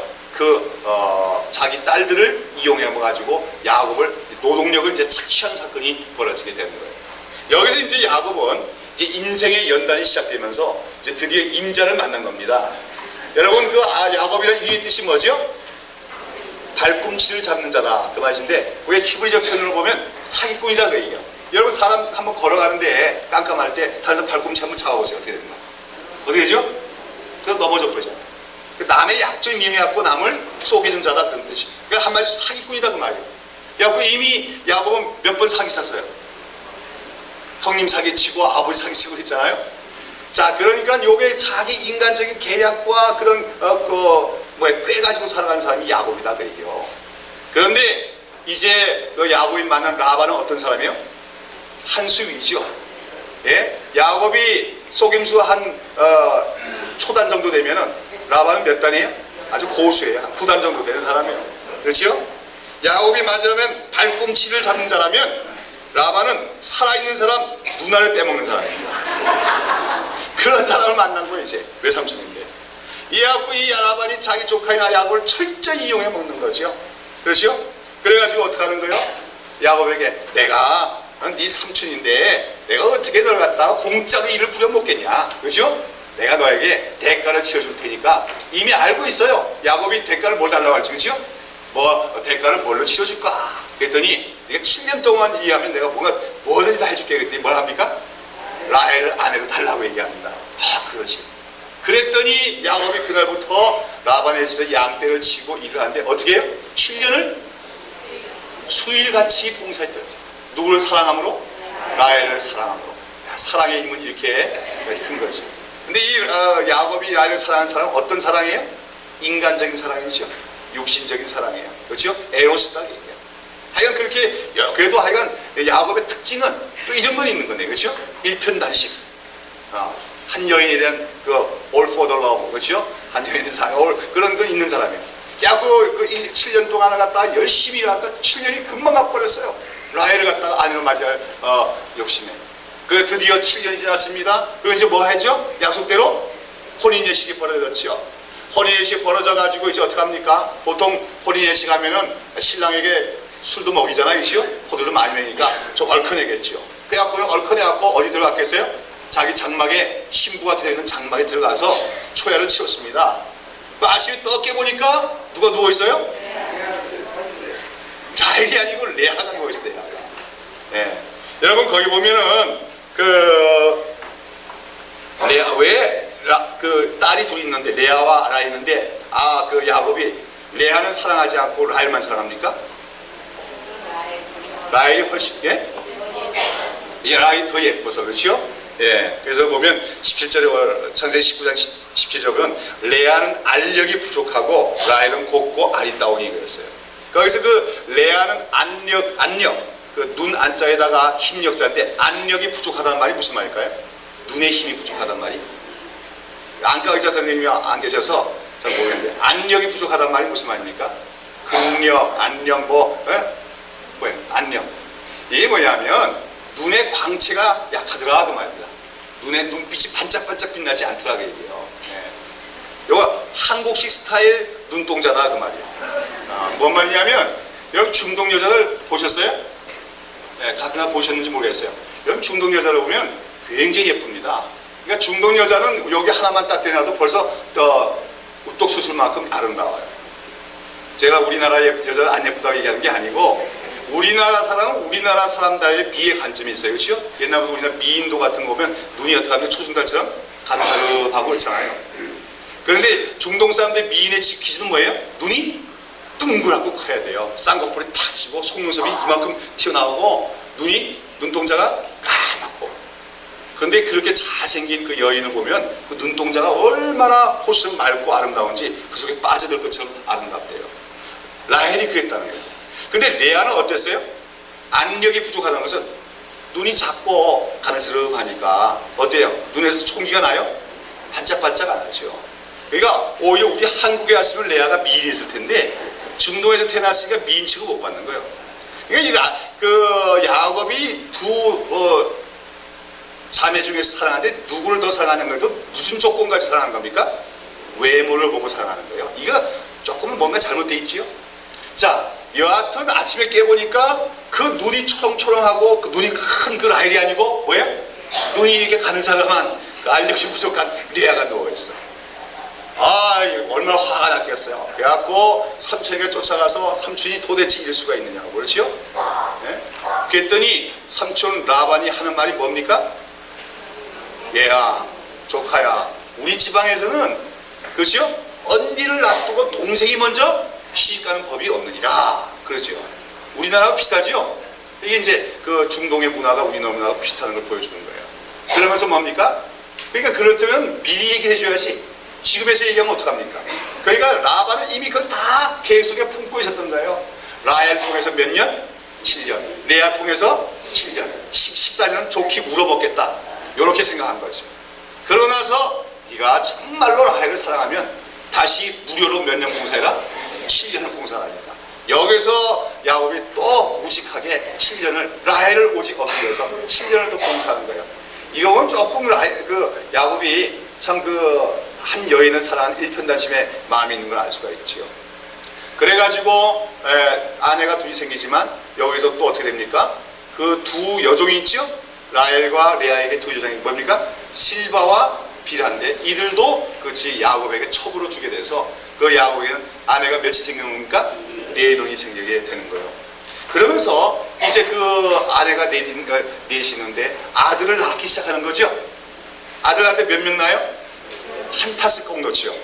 한 타스. 12명 한 타스 아니에요? 한 타스란 말 몰라요? 요즘 잘 안 쓰나 봐.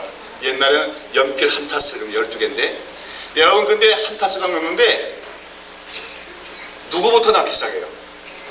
누가 아기를 낳기 시작해요? 레아부터 낳기 시작하는 거예요.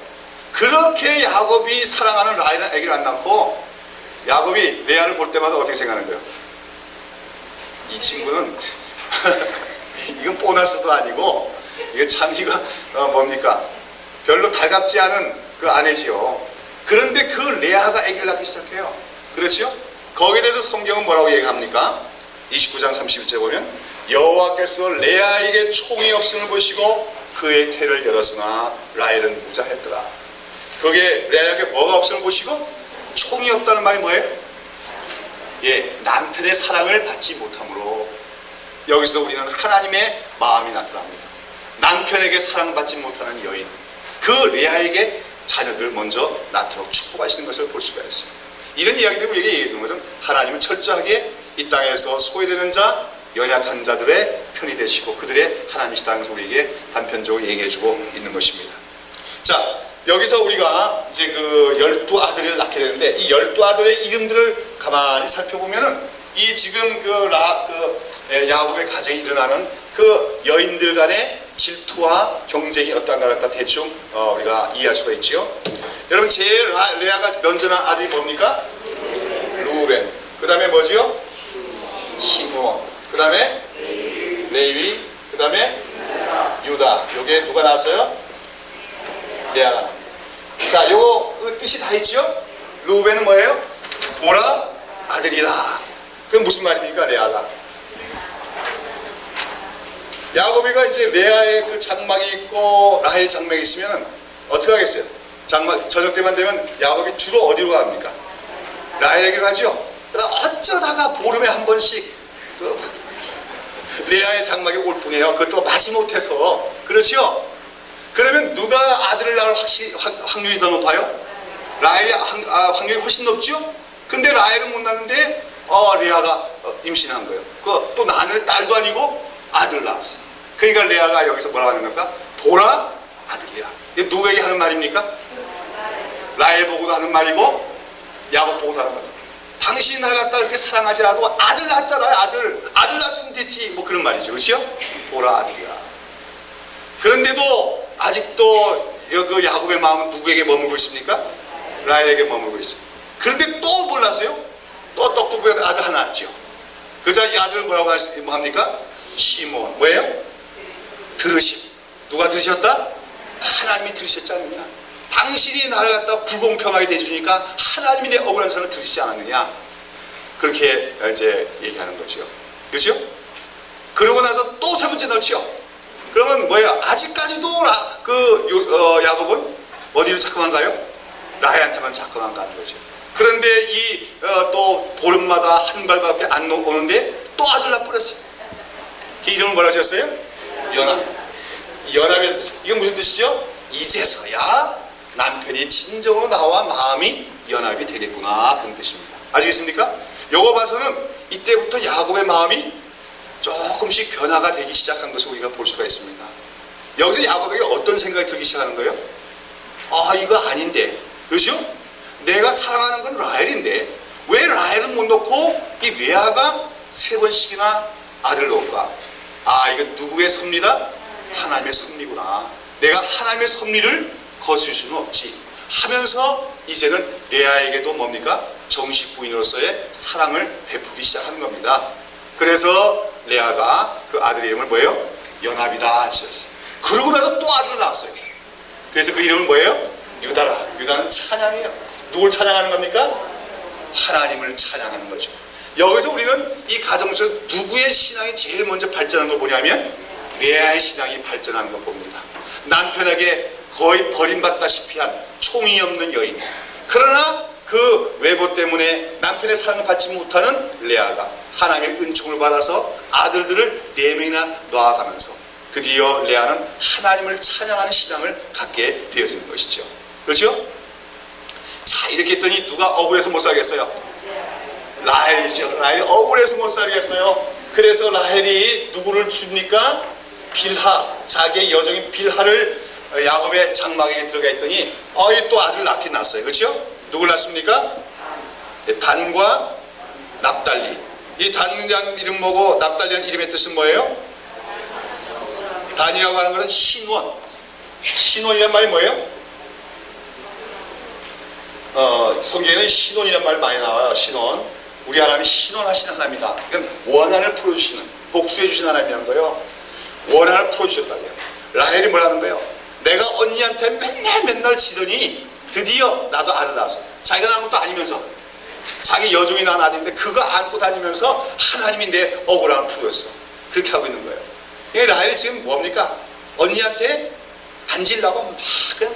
라헬은 한분은 어떤 성격이에요? 여자 중에서? 여기는 그런 분 잘 없는데 좀 여자들 그런 성격 있잖아요. 절대로 앉으려고 그러고 그런 애살이 많은 성격이에요. 그리고 나서 또 둘째 낳았어요. 뭐예요? 납달리. 납달리는 뭐예요? 나의 씨름이라. 이게 무슨 말이냐면 씨름이라는 건 싸움이란 말인데 자기가 언니하고 싸워서 드디어 이겼다. 자기가 낳은 것도 아니면서 그 여종이 낳은 거 가지고 그거 안고 다니면서 내가 드디어 언니하고 경쟁해서 이겼어. 그렇게 하는 거예요. 이제 두 자매 간에 그렇게 서로 라이벌을 있어가지고 다투는 모습이 나와요. 근데 여기다가 이제 그 다음에 또 누가 아기를 낳습니까? 레아가 아기를 낳죠. 레아가 다시 아기를 낳아요. 그 이름이 뭐예요? 갓과 아세로서. 그것은 뜻이 뭡니까? 행운이란 뜻과 행복이란 뜻으로서 나는 행복한 여자다 그 말. 그렇잖아요. 레아는 행복하게 안 하겠어요? 행복해요 이제는.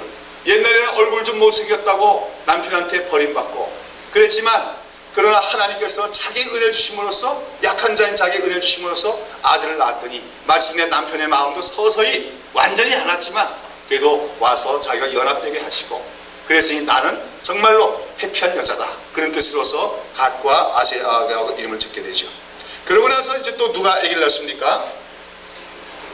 8. 예? 예쁘게 실바. 걔들 레아도 질세라 다시금 자기 여종을 그 남편에게 줘서 또 아들 낳았죠. 그 이름은 뭐예요? 이사갈과 스불론. 이게 보상이라는 뜻입니다. 한마디로 보상과 재판 이런 뜻이어서 하나님이 재판하셔서 나에게 보상해 주셨다, 그런 말이에요. 그렇죠? 하나님이 재판하셨다는 거야. 남편이 나하고 라헬 사이에서는 사실 누가 더 정부인이에요? 레아가 정부인 아닙니까? 먼저 결혼했으니까. 그런데 억울하게 자기는 제껴놓고 맨날 자기 여동생 누이에게만 들어가는 야곱의 편에. 그러나 하나님은 공정하게 재판하셔서 나에게 보상해 주셨다는 이름으로 이름을 짓습니다. 그렇죠? 자, 그런 가운데 드디어 여기 이사갈, 스불론 그렇게 되죠. 그리고 드디어 라헬이 뭘 넣습니까? 아들을 드디어 낳는 거예요. 그 아들이 누굽니까? 요셉이에요. 요셉. 요셉이라는 뜻이 뭐예요? 요셉이라는 뜻이 뭐예요? 응?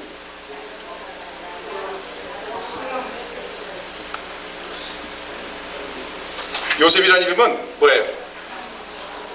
하나님이 더하심, 그런 뜻입니다. 하나님이 더하심.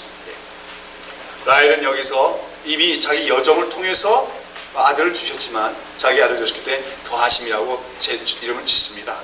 그러나 여러분, 이 라헬이 그 마음이 완전히 풀렸겠어요? 안 풀렸겠어요? 아직 못 풀렸죠? 레아하고 자기 비교가 몇 대 몇이에요? 아들 낳은 수가 6대1이에요. 6대1. 그렇잖아요? 그래서 현재 자기가 현저하게 지금 불리하다고 얘기야. 그러니까 뭘 어떻게 해야 됩니까? 하나 더 낳아야겠다, 이런 생각하다가 드디어 둘째를 낳게 됩니다. 이제 야곱의 일가가 바담 아람에 살다가 떠나죠. 가나안 땅을 향해서 출발하다가 가나안 땅에 들어와서 둘째 아들을 낳는데, 그 둘째 아들을 낳다가 그만 라헬이 어떻게 합니까? 난산에 대하고 아들 낳다가 죽고 마는 거예요. 그러면서 여러분, 그때 라헬의 심정이 어떻게 했습니까? 드디어 자기가 기다리는 두 번째 아들도 낳게 되었는데, 근데 자기는 이제 뭐예요? 죽어야 되니까 얼마나 억울하겠어요, 라헬이. 그 성격이 언니한테 절대 지지 않으려고 하는 라헬이. 거기서 그 라헬이 그 아들의 이름을 뭐라고 지으라고 합니까? 베노니. 슬픔의 아들이라는 말. 그렇잖아요. 아, 이 아들은 나를 슬프게 하는구나. 내가 모처럼 둘째 아들 낳아서 이제는 나도 언니한테 지지 않고 두 번이나 낳은 아내가 돼서 남편의 아내의 사랑을 완전히 독차지하려고 했는데 이 아들 낳다가 내가 죽는구나. 그러면서 남편 보고 여보, 이 아들을 뭐라고 지라고요? 베논이라고 하세요. 슬픔의 아들이라고 하세요. 근데 여기서 야곱이 뭐라고 잡니까? 아니라 이 아들의 이름은 뭘로 지을 것이다? 베냐민이라는 건 뭐냐면 오른손의 아들이란 말이에요. 무슨 말이냐면, 아니다, 너는, 라헬은 내가 정말로 사랑하는 여인이었지만, 그러나 그 하나님이 라헬의 생명을 걷어가면서도 이 아들을 주셨을 때 이 아들은 하나님께서 나에게 더해 주시는 축복이다, 그런 의미로서 오른팔에 도우시는 하나님이 축복을 주신 아들이라고 고백하게 되는 겁니다. 여기서 보면 드디어 야곱이 어떠한 단계에 이른 거 봅니까? 그 두 여인의 사이에서 갈등하고 인간적인 사랑으로 한쪽을 치우쳐 사랑하던 야곱이 변해서 이제 하나님의 주권적인 섭리를 다 깨닫고 거기에 순복하는 모습을 우리가 발견하게 되죠. 그러나 특별히 이 야곱이 이러한 과정 속에서 깨닫게 되는 건 뭡니까? 그게 뭐냐면 자기의 의지와 계획대로만 되는 것이 인생사가 아니라는 것을 깨닫게 됩니다. 내가 아무리 열심을 갖고 그 어떤 한 여인을 열정적으로 살지라도 그 뜻대로 되는 것이 아니다. 모든 것을 하나님이 축복해 주셔야 되고, 하나님의 모든 이해하신 데는 하나님의 섭리가 있다는 것을 그걸 깨닫게 되고, 이제는 뭡니까? 하나님의 그 섭리에 완전히 맡기는 신앙의 훈련을 12아들을 낳으면서 야곱이 갖게 되어진 겁니다. 그래서 야곱의 인격이 나중에 굉장히 많이 변화가 되는데요, 이런 과정이 아들을 낳는 과정을 통해서도 변화되는 것을 우리가 볼 수가 있는 것입니다. 자, 그래서 우리가 여기 보면은요, 그러나 하여간 그 야곱은 일편단심이 있는 사람이에요. 근데 그게 일생 동안 사랑했던 라헬이 어떻게 됩니까? 결국은 둘째 아들을 낳다가 죽었기 때문에 그 라헬, 야곱은 라헬을 잊지 못하지요. 그렇기 때문에 누구를 제일 많이 사랑하는 거예요? 나중에 요셉을 제일 많이 사랑하게 되는 거예요. 여기는 다음 주에 이제 우리가 이어나가게 되겠습니다만 어떤 면에서 이해가 되는 거죠. 아마도 이 요셉이 라헬을 가장 많이 닮았던 것 같아요. 그래서 그 요셉을 끔찍이도 사랑하는데 그게 또 화동이 돼서 그 요셉이 형제들에게 미움을 받고 노예로 팔려가는 사건이 발생하게 되어지지요. 자, 이런 가운데 속에서 한마디로 야곱이 그 속임수 잘하는 외삼촌의 집에서 거하면서 그렇게 노동을 착취하면서도 내 아내를 얻고 거기서 12아들을 얻게 된 것은 한마디로 하나님의 큰 축복이 아닐 수가 없었습니다. 자, 그러나 아들만 나오면 뭐합니까? 뭐가 있어야 돼요? 고향을 가면 재산이 있어야 될 거 아니에요. 근데 14년 동안 어떻게 했어요? 그냥 노동만 착취되어 있으니까 자기 게 없어요. 그러고 나서 이제 그 다음에 자기 일을 시작했는데 이 라반이 어떻게 합니까? 품삯을 제대로 줘야 안 줘요? 안 줘요. 몇 번이나 썩여 먹어요? 10번이나 썩여 먹어요. 얼마 줄게 놓고서 일하고 나면 떼먹고. 그렇죠? 이거 비용 나간 거 계산하고 요만큼 쥐꼬리만큼만 주는 거예요. 10번이나 그 짓을 했어요. 그러니까 완전히 야곱은 거기서 라반에게 당하는 거죠. 여러분, 하나님께서 야곱을 연단시키는데 누굴 통해서 연단시켜요? 야곱보다 한 수 위의 삶을 통해서 연단시키는 거예요. 우리가 다른 사람을 속이는 특징이 있으면 나보다 한 수 위로 더 잘 속이는 사람 만나갖고 우리를 하여금 변화시키게 만들어요. 내가 혈기를 잘 내면 나보다 혈기가 더 강한 사람을 만나게 하고 우리를 변하게 만들어요. 그렇죠? 이런 하나님의 섭리가 있어요. 그런 가운데 그러나 물질도 하나님이 드디어 주시게 되죠. 여기서 야곱이 어떤 방법을 사용합니까? 야곱이 이제 내 양떼를 소유하겠다. 라반이 안 주려고 그러죠. 그랬더니 뭐라고 합니까? 양과 염소 중에서 어떤 놈만 내가 갖겠다? 얼룩얼룩한 놈. 그런데 양이나 염소나 얼룩얼룩한 놈은 많이 없지요? 흰 거 아니면 검은 거지 얼룩얼룩한 건 잘 없다. 열성 유정 인자에 속한단 말이에요. 잘 없단 말이에요. 근데 라반이 그거 좋단 말이야. 10마리 나오면 그 중에 한 마리가 있을까 말까 한 게 얼룩이거든. 그럼 또 가져라. 얼룩이 다 네 거다. 그래놓고서는 그냥 아예 그 줄 때만 우리가 어떻게 합니까? 얼룩이는 싹 빼버리고, 왜냐면 얼룩이 결혼하면 얼룩이 날 가능성이 있으니까 그건 싹 빼버리고 흰 거하고 검정 것만 다 줬어요. 맡겨줬어요. 그건 삼촌 거지. 그건 네가 거기서 얼룩이 나면 너 가져라 그거야. 라반도 이제 딱 해보니까 그 생태학을 아는 거죠. 우생학을 알고 얼룩이는 안 나온다 그거지. 그런데 얼룩이가 나기 시작했어요. 어떻게 났어요? 그 보면 야곱이 방법을 써요. 또 술을 쓰죠. 야곱은 한번 술 쓰는 사람이에요. 그렇죠? 어떻게 합니까? 양떼를 끌고 가서 이제 물을 먹이러 시냇가에 가서 이제 양떼들이 이제 발전기가 되면 교미를 하잖아요. 그럼 교미를 할 때 어떻게 하는 겁니까? 그 시냇가에 나무, 신풍나무라는 나무에 껍질을 벗겨가지고 얼룩덜룩하게 만들어 놓고 그 앞에서 막 흔드는 거야. 껍질을. 그거 왜 그래요? 미신적 감흥술이라고 하는 거예요. 미신적 감흥술이라는 게 뭐냐면 눈에 보이는 대로 생긴다 그 말이죠. 그렇죠? 얼룩얼룩하게 했으니까 안에서 얼룩얼룩하게 될 것이다. 여기 이제 야곱이 지금 잔기를 부리고 있는 거예요. 그 당시 사람들이 사용한 방법인지 몰라도 한마디로 인간이 야곱이가 아직까지도 어떤 특성이 있는 거예요? 그래서 자기 잔머리 돌리고 그렇죠? 계략을 쓰고 하는 걸 보는 거예요. 그런데 실제로 얼룩이들이 무지무지하게 많이 나왔어요. 나왔다 하면은 얼룩이만 나오는 거예요. 이거 어떻게 된 일입니까? 웬일입니까? 요거 가지 흔들어서 그런 거예요? 아니에요. 그것 때문에 된 게 아니고 나중에 하나님께 꿈을 꾸어주시는데 어제 꿈속에 보니까 야곱이 양떼를 끌고 나갔는데 그 양떼들 위에 교미하는 모습이 나오는데 교미하는데 수컷들이 다 얼룩이 모습으로 나타나는 거예요. 그 꿈을 보여줬다는 것은 뭡니까? 야곱아, 네가 그 나무까지 얼룩얼룩하게 흔든다고 되는 게 아니고 내가 허락해야 되는 것이다. 아무리 생물학적인 우생학이 있더라도 하나님이 개입하면 뭐예요? 우생학의 법리 원리를 깨놓고 하나님이 역사하실 수가 있잖아요. 그렇죠? 그 생물학 얘기가 많이 나와요. 결국 낳는 쪽쪽 뭐가 나는 거예요? 얼룩이만 나는 거예요. 그래서 급속하게 양떼가 만져갖고 야곱이 드디어 뭐예요? 엄청난 부자가 돼버렸습니다. 자, 이랬더니 누가 시기합니까? 라반의 아들들도 똑같아. 그래갖고 저 야곱이가 그렇죠? 우리 아버지 거 다 도둑질했다. 그렇게 생각해요. 도둑질했습니까? 도둑질 누가 했어요?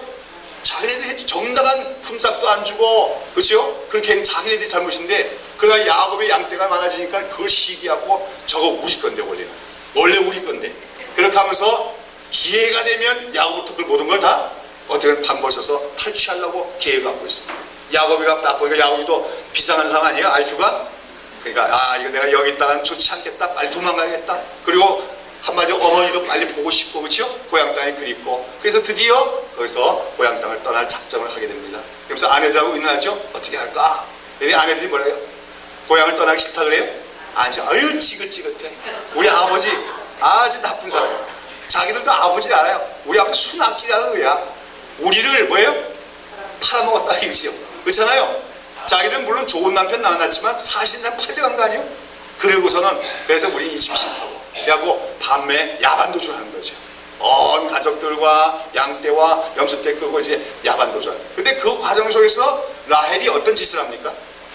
드라빔을 훔쳐요. 드라빔이란 거는 그 당시 중동에 사는 사람들이 그 집안에다 모시는 신주단지 비슷한 건데 우상입니다. 우상. 조그만 우상. 큰 게 아니고 우상 조그만 거 집에다 세워놓고 그 앞에 절을 하고 기도하는 우상이. 근데 그거 왜 훔쳐가요? 이 라헬이 이게 신앙이 별로 깊이가 없어. 그래갖고 자기네 그 라반 집이 부자입니까 아닙니까? 굉장히 큰 부자잖아요. 그러니까 자기네 부자로 잘 살고 있는 게 뭐 때문에 그렇게 부자가 됐다? 그 드라빔 때문에 복받은 줄 알고 그 드라빔을 훔쳐가게 된 거예요. 아시겠습니까? 이것을 봐서 아직까지 야곱의 가정의 신앙이 온전치 않은 우리가 볼 수가 있는 거죠. 그래갖고 또 도망가고 있는데 이 도망갔다 사실 누가 압니까? 라반이 깨닫고 뒤쫓아오는 거지요. 그 아들들과 그냥 칼을 두고 쫓아오는 거예요 지금. 이제 만나면 어떻게 하려는 겁니까? 야, 참 잔인한 사람이에요. 그렇지요? 악질이에요. 자기 조카를 죽이고서, 그렇지요? 그 다음에 딸들 다 데리고 가고 자식들 다 데리고 가고 그 다음에 양떼 다 데리고 가려고 쫓아오는 거예요. 그런데 몇 날 쫓아가야 되지요? 근데 하룻밤에 꿈을 꾸는데 누가 나타나셨어요? 하나님이 나타나셨어요. 그리고 라반을 갖다가 그 야곱에게 일체의 선악간에 말을 하지 말라고 합니다. 이 말 쉽게 말해서 뭡니까? 너 야곱을 뭐 하지 마라? 건드리지 마라. 그 말이죠. 너 건드리면 어떻게 돼? 너 죽인다.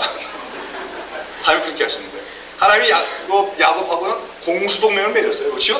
그럼 너 까부지 마라 말이야. 네가 야곱을 우습게 보면 너 경친다. 그 사람은 나하고 뭐 맺은 사람이야? 언약을 맺은 사람이야. 여기 이거 중요한 겁니다. 하나님과 언약을 맺은 사람 건드리면은 하나님 뭐라고 그래요? 너 까불면 죽어. 그런 거예요. 라반이 깜짝 놀랐지요.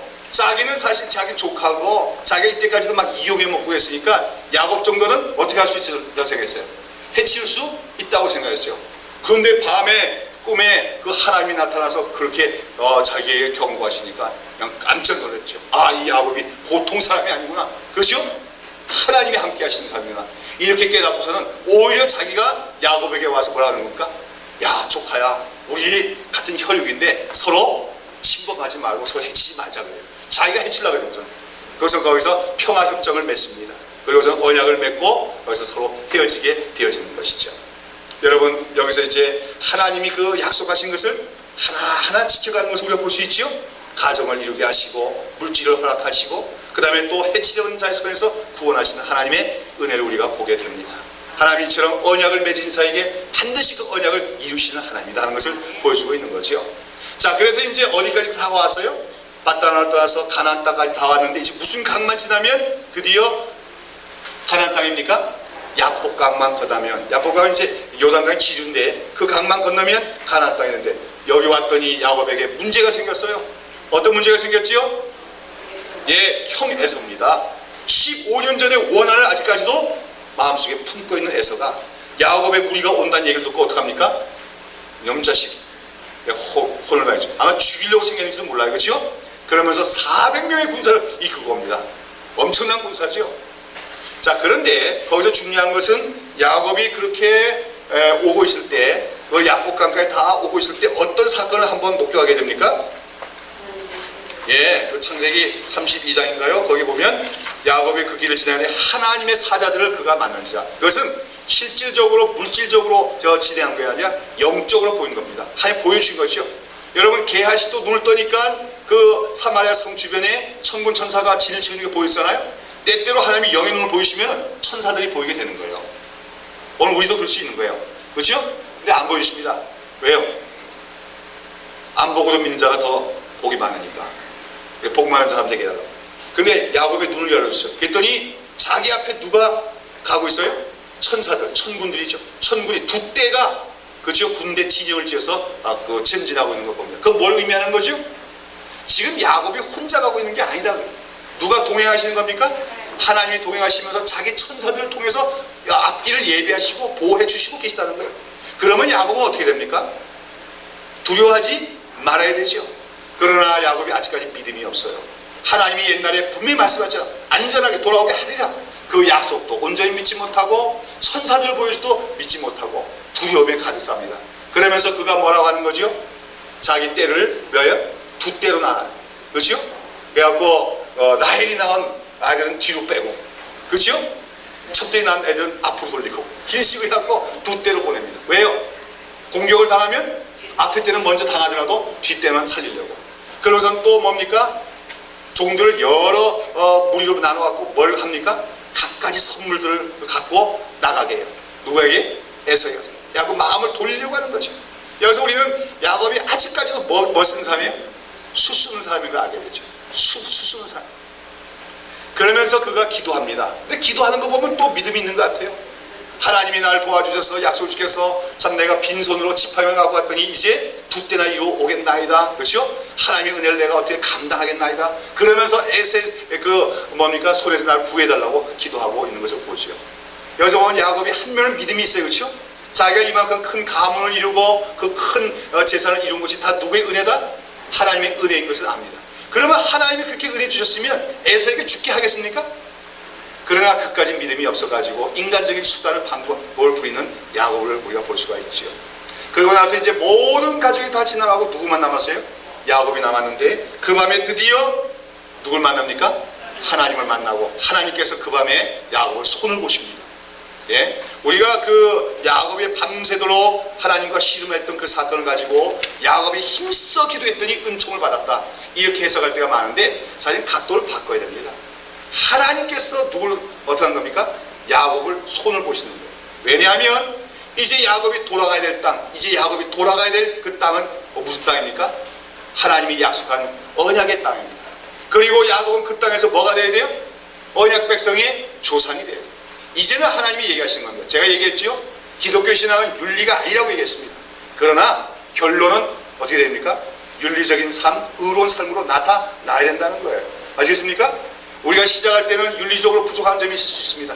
인격적으로 모자란 점이 있더라도 하나님의 은혜를 사모하는 자가 하나님의 은혜를 받게 돼요. 그러나 하나님의 은혜를 받은 자는 마침내 어떻게 됩니까? 그 인격이 변화되어야 됩니다. 거룩해져야 되는 거예요. 하나님이 이제는 야곱에 그걸 요구하시는 겁니다. 그러나 아직까지도 야곱은 뭡니까? 수단과 방법을 의지하고 인간적인 계략을 의지하는 그 성품을 갖고 있는 거예요. 그 밤에 하나님께서 나타나신 거죠. 지나가는 한 사람으로. 근데 야곱이 그가 보통 사람이 아니고 그와 그에게 매달려 축복을 간구하죠. 그랬더니 그가 지나가 축복하지 않습니다. 그래갖고 두 사람이 씨름을 했어요. 그러다가 뭡니까? 야곱이 끝내 나를 축복하지 않으면 가게 하지 않겠나이다 했더니 그 사람이 어떡합니까? 야곱의 환도뼈를 깨뜨려 봅니다. 환도뼈가 부러졌어요. 불구자가 된 거예요.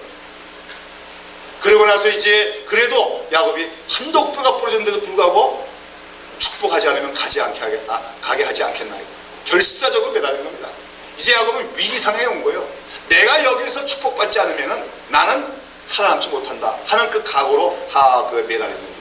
그랬더니 그 사람이 야곱에 묻습니다. 네 이름이 무엇이냐? 네 이름이 무엇이냐? 뭐라고 대답합니까? 야곱입니다. 그 말을 후한 거예요. 야곱입니다. 무슨 뜻이죠? 사기꾼입니다. 그 말이에요. 나는 사기꾼입니다. 그 말이에요. 야곱입니다. 그래? 앞으로는 네 이름을 야곱이라 하지 말고 이스라엘이라고 하리라.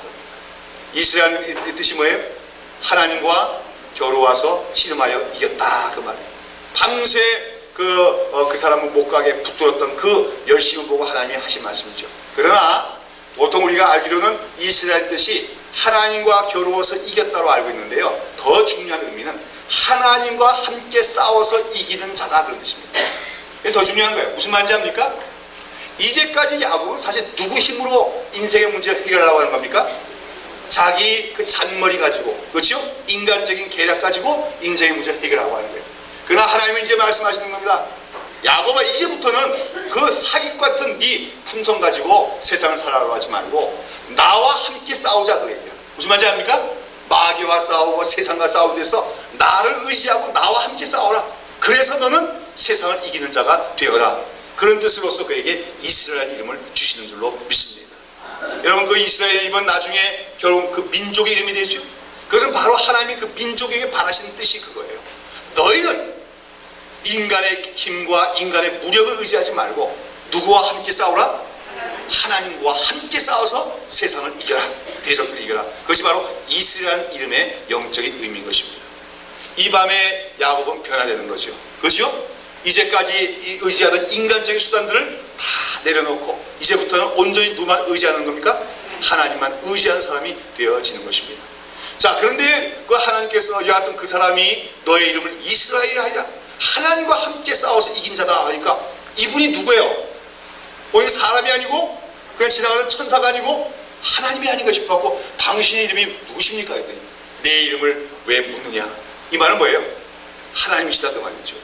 여기서 깜짝 놀라죠. 야곱은 자기가 하나님과 밤새 씨름했어. 그 은혜로 자기가 죽지 않고 살았어요. 하나님의 은혜를 깨닫게 되죠. 그리고 자기가 하나님을 만나 뵙고도 죽지 않았다고 해서 그 이름을 브니엘이다. 하나님의 얼굴에 이름을 짓게 되어집니다. 그리고 나서 이제 그 이튿날 야곱은 이제 드디어 약복강가를 지나갑니다. 어떡합니까? 한도뼈가 부러졌어요. 왜 하나님이 거기서 한도뼈를 깨버리십니까? 한도뼈는 어디 뼈예요? 한도뼈가 뭐예요? 골반뼈죠. 골반뼈. 그렇죠? 골반뼈. 왜 골반뼈를 깨버리십니까? 하나님?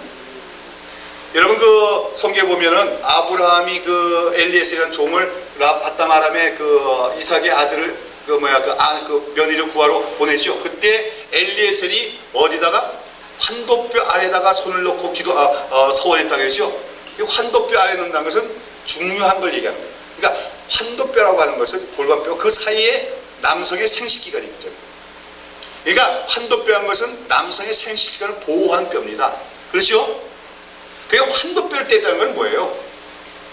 야곱의 인간적인 능력과 힘에 대한 자랑을 깨뿌렸던 것을 얘기한 겁니다. 그렇죠? 옛날부터 남자들의 자랑이 그거 아닙니까? 애들 태어나면 고추를 자랑하잖아요. 그렇죠? 그 남자들의 자랑이 그거란 말이에요. 근데 그걸 깨뿌린 건 뭐냐면 너 이제는 인간적인 힘을 갖다 의지하지 마라 그 말이에요. 하나님을 의지하라는 거에서 환도뼈가 깨진 거예요. 그래서 그날 이후로 뭡니까?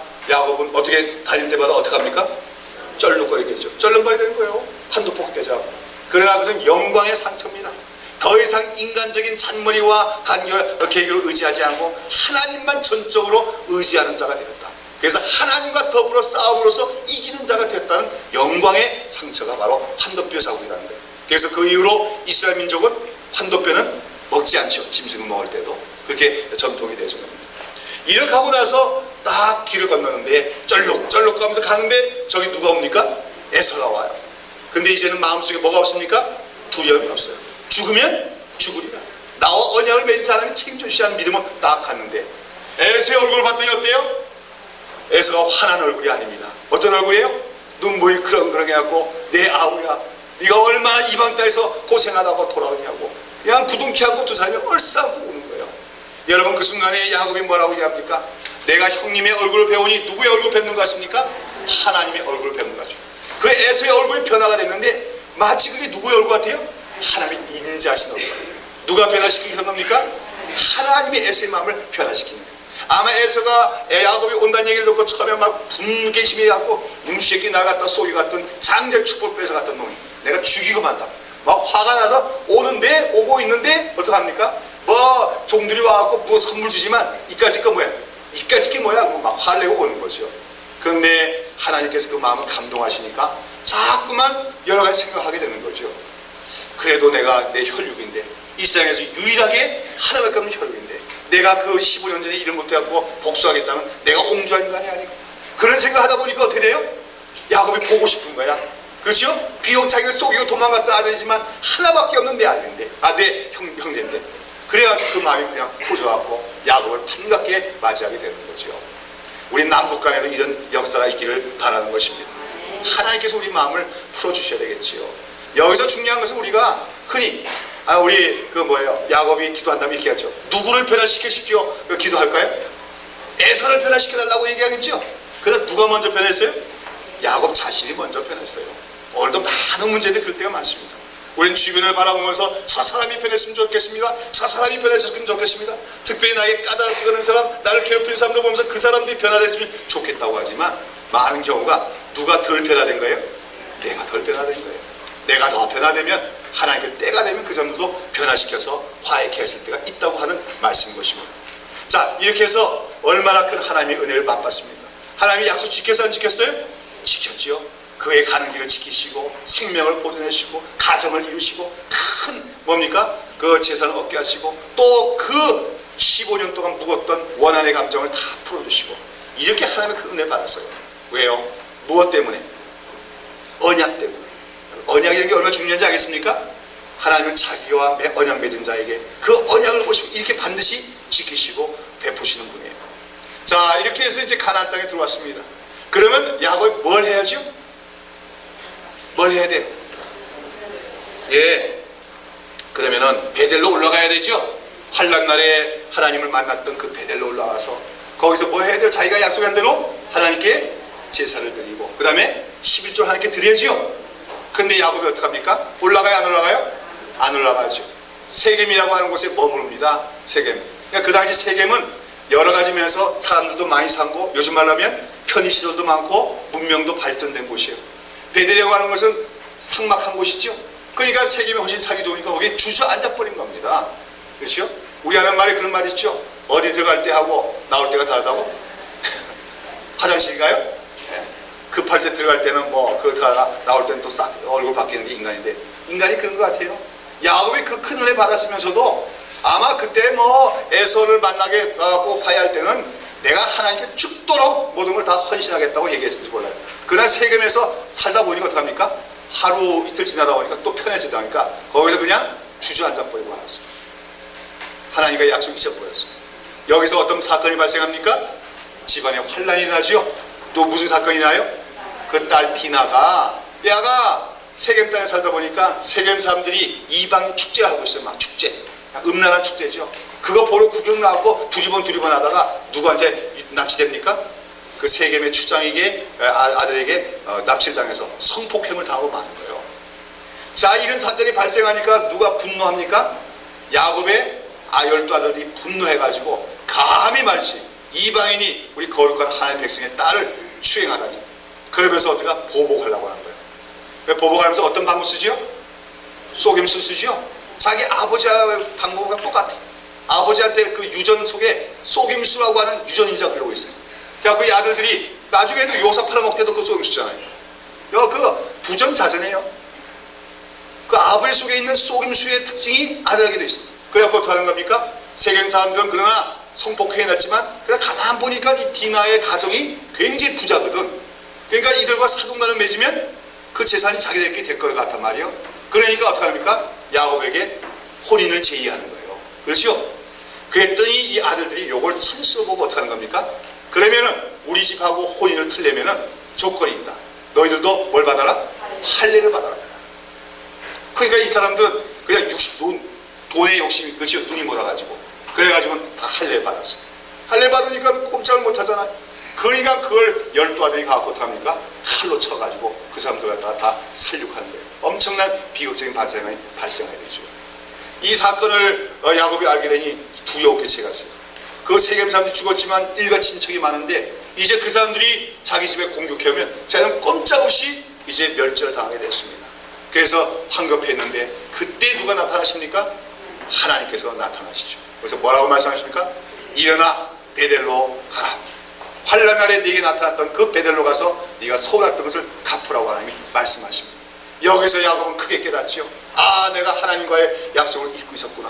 내가 그동안 안이하게 사느라고 하나님과의 약속을 저버렸구나. 여기서 깨닫고 자, 모든 가족들아 우리가 올라가 환난 날에 나를 만나신 하나님을 배우러 올라가자. 그래서 이제 모든 걸 정리합니다. 하나님을 배우러 가는데 그냥 갈 수 있어요? 봤더니 너희들 갖고 있는 우상을 섬기는 것과 관계된 걸 다 내놓아 했더니 뭐 한복다리 이상해요. 귀걸이, 목걸이. 이 귀걸이, 목걸이가 옛날에는 뭐예요? 우상을 섬기는 의식과 관계된 게 많거든요. 그런 것들, 뭐 우상을 섬기는 부족, 요즘 말하면 부족이니 뭐 그런 것들이 막 나오는 거예요. 그걸 다 모아갖고 어떡합니까? 아깝지만 그를 상수리나무에 다 묻어놓고 출발합니다. 그랬더니 하나님께서 그 고을 사면 사람들을 뭐하게 함으로? 두렵게 하심으로 아무도 그들을 쫓아오지 않았다고 했습니다.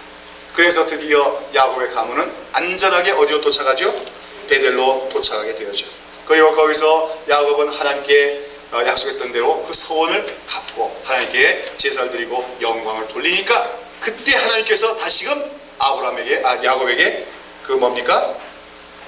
다시 언약을 맺게 되는 거죠. 그러면서 다시금 그죠? 이 땅을 너에게 주겠고 큰 민족을 갖고 내가 반드시 너를 축복하려고 하는 말씀을 해주시면서 야곱이 이제는 드디어 믿음의 조상으로서 어느 정도 인격이 그 성숙한 단계에서 하나님을 섬기는 가문을 이루는 이야기가 전개되어지게 되는 것입니다. 자, 이제 오늘 우리가 이렇게 해서 야곱의 얘기를 살펴봤지만 야곱이 수십 년간의 고난과 역경을 통해서 야곱이 마침내는 하나님의 축복을 받고 언약의 조상답게 성숙해가는 얘기를 우리가 살펴볼 수가 있어요. 그래서 오늘 우리가 살펴본 이런 야곱의 얘기가 우리에게 말하는 것은 무엇입니까? 하나님은 자기와 뭘 맺은 자? 언약을 맺은 자를 어떻게 쓰라도 보호하시고 마침내는 하나님 사람답게 만들어 내신다는 겁니다. 내가 그렇게 되려고 노력할 거 없어요. 누가 만들어내십니까? 하나님이 만들어내십니다. 우리가 가져야 될 건 하나님의 은혜와 축복에 대한 사모하는 마음만 가지면 됩니다. 그러면 하나님께서 반드시 은혜와 축복을 주시고 섭리의 손길을 통해서 우리를 하나님의 사람들께 만들어 내시는 것이죠. 이런 것을 우리는 하나님의 열심이라고 하는 겁니다. 아시겠습니까? 우리는 기억해야 될 것이 하나님의 일을 하는 사람은 사람의 열심을 일하면 안 돼요. 무엇을 의지해야 됩니까? 하나님의 열심을 믿고 신뢰하는 사람이 되어야 된다는 거죠. 자, 그러면서 우리는 오늘 이런 야곱을 언약의 조상으로 삼으시는 하나님의 섭리와 그 은혜에 대해서 우리가 깨달아야 돼요. 언약을 맺은 하나님과 언약은 반드시 지켜진다. 우리도 바로 그 하나님과 언약을 맺고 있다는 사실. 그래서 하나님은 절대로 우리를 버리지 않는다는 사실을 우리가 확신해야 될 줄로 믿습니다. 그래서 우리가 근데 보면 성경에 보면 하나님은 아브라함의 하나님이라고 하지만 근데 성경 전체를 보면 아브라함의 하나님이란 말보다도 어떤 말이 더 많이 나올까요? 야곱의 하나님이란 말이 훨씬 더 많이 나옵니다. 성경에서는 야곱의 하나님 그럴 때는 거기에 독특한 어떤 의미가 있게 되었습니다. 여러분, 야곱의 하나님 할 때 그것은 무슨 뜻을 갖고 있을까요? 그것은 인간적으로는 보잘것없고 자격이 없는 가운데서도 선택하신 하나님이라는 뜻이 되고요. 비천한 데서 구원하셔서 존귀하게 만드시는 하나님의 의미가 있고, 그렇죠? 속임수도 잘하고 사기꾼 같은 그런 인격적으로 부족한 자일지라도 마침내 영광스러운 이스라엘로 변화시키는 언약의 하나님이라는 뜻이 야곱의 하나님이라는 그 명칭 안에 있는 줄로 믿습니다. 그래서 제가 오늘 여러분의 숙제를 하나 드리겠는데요. 이 야곱의 하나님이라는 단어가 페르스가 많이 나오는 표현이 많이 나오는데 특별히 어디 많이 나오면 시편에 많이 나오고 있습니다. 시편에. 그래서 여러분 다음 주에 오실 때 숙제를 반드시 내세요. 좀 숙제 낼 때 한 절반도 잘 안 내시던데 다음 주에 이 숙제는 다 쓰셔도 됩니다. 컴퓨터를 치지 마시고 반드시 손을 쓰셔가지고 시편 속에서 야곱의 하나님이라고 나오는 그 구절이 있으면 그 구절을 다 써서 오시기 바랍니다. 아시겠습니까? 그거 어떻게 다 찾으면 돼요? 다 읽어. 네, 다 읽으시면 참 좋겠는데 아마 일주일 가도 그렇게 시간이 잘 안 되시는 분은 많을 거예요. 제 방법을 알게 되는데 성구사전이라는 게 있어요. 성구사전을 구입하셔서 성구사전에 야곱의 하나님을 찾아보시면 다 나와요. 근데 성구사전이 없으면 요즘 우리 대학생 친구들 보면 다 컴퓨터를 하고 컴퓨터에 보면 성경 프로그램이 있는데 그걸로 검색하면 또 다 나옵니다. 그러니까 여러분이 직접 안 찾으시고 컨닝을 하셔도 좋아요. 그러니까 도움을 받으셔도 좋으니까 도움을 받아서라도 그 야곱의 하나님이라는 그 말이 나오는 구절만은 다 일일이 찾아서 타이핑 치지 마시고 왜? 손으로 반드시 쓰시기 바랍니다. 그러면서 한번 묵상해 보세요.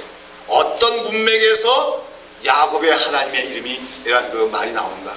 왜 하나님은 아브라함의 하나님을 불리지 않고 야곱의 하나님이라고 불리시는가? 그래서 좀 묵상하신 여러분이 되시기를 바랍니다. 저는 이 야곱의 하나님이라는 이름을 생각할 때마다 너무나 감사할 때가 많습니다. 인간적으로 부족한 자예요. 그렇죠? 모자란 게 많은 거예요. 흠집이 많아요. 그러나 하나님은 그를 주권적으로 선택하시고 은혜를 주시고 마침내는 믿음의 조상답게 만드시는 하나님의 그 은혜와 열심이 그 야곱의 하나님의 말에서 나오게 된다는 것이죠.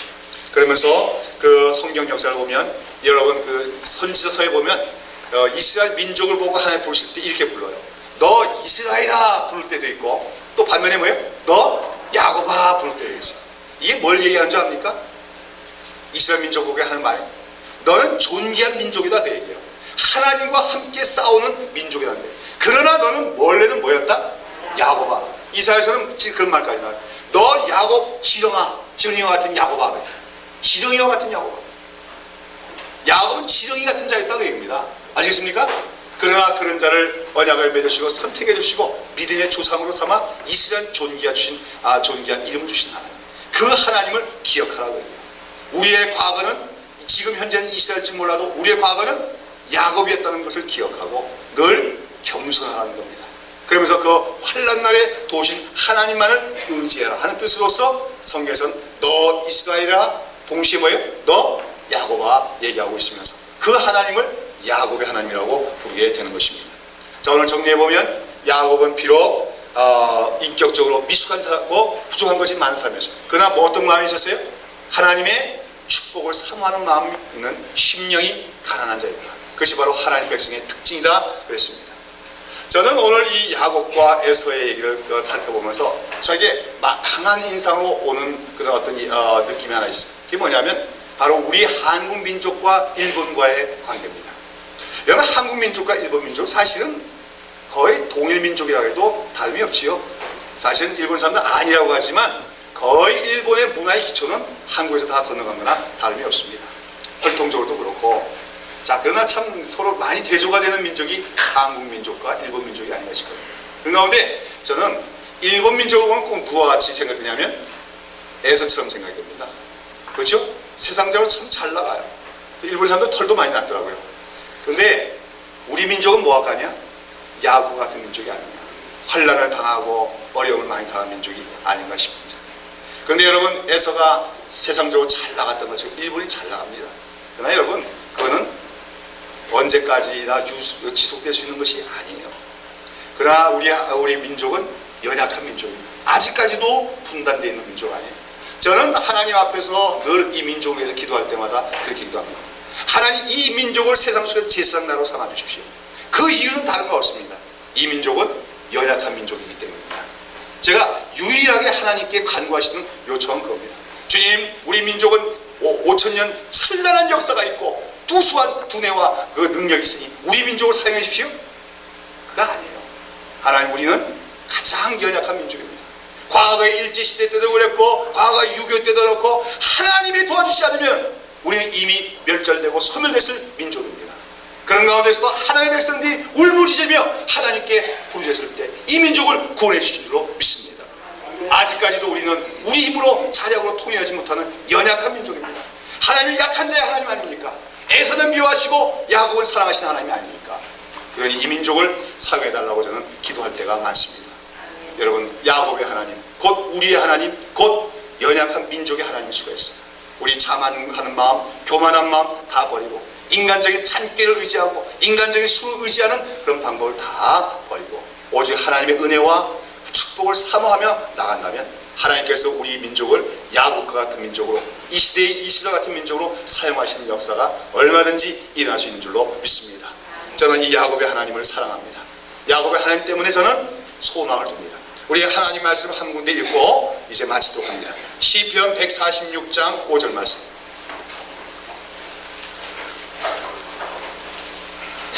시편 146편 5절 말씀. Yes. 그 5절 앞에 우리가 그 3절부터 5절까지 읽으시면 좋겠습니다. 시작.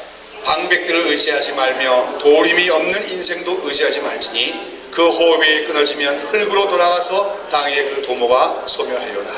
야곱의 하나님으로 자기 도움을 삼으며 여호와 자기 하나님에게 그 소망을 둔 자는 복이 있도다. 예, 어떤 하나님으로? 야곱의 하나님을 도움으로 삼는 자. 세상의 방백들의 힘과 권력을 의지하는 것이 아니라 오직 환난 날에 그 비천한 가운데서 야곱을 구원하신 하나님께 소망을 두는 자가 복이 있다고 말씀했습니다. 사랑하는 여러분, 우리 자신이 야곱과 같은 존재라는 것을 인식하시고 날마다 그 야곱의 하나님을 의지하며 하나님께만 소망을 두시는 성도들 되시기를 예수님의 이름으로 축원합니다.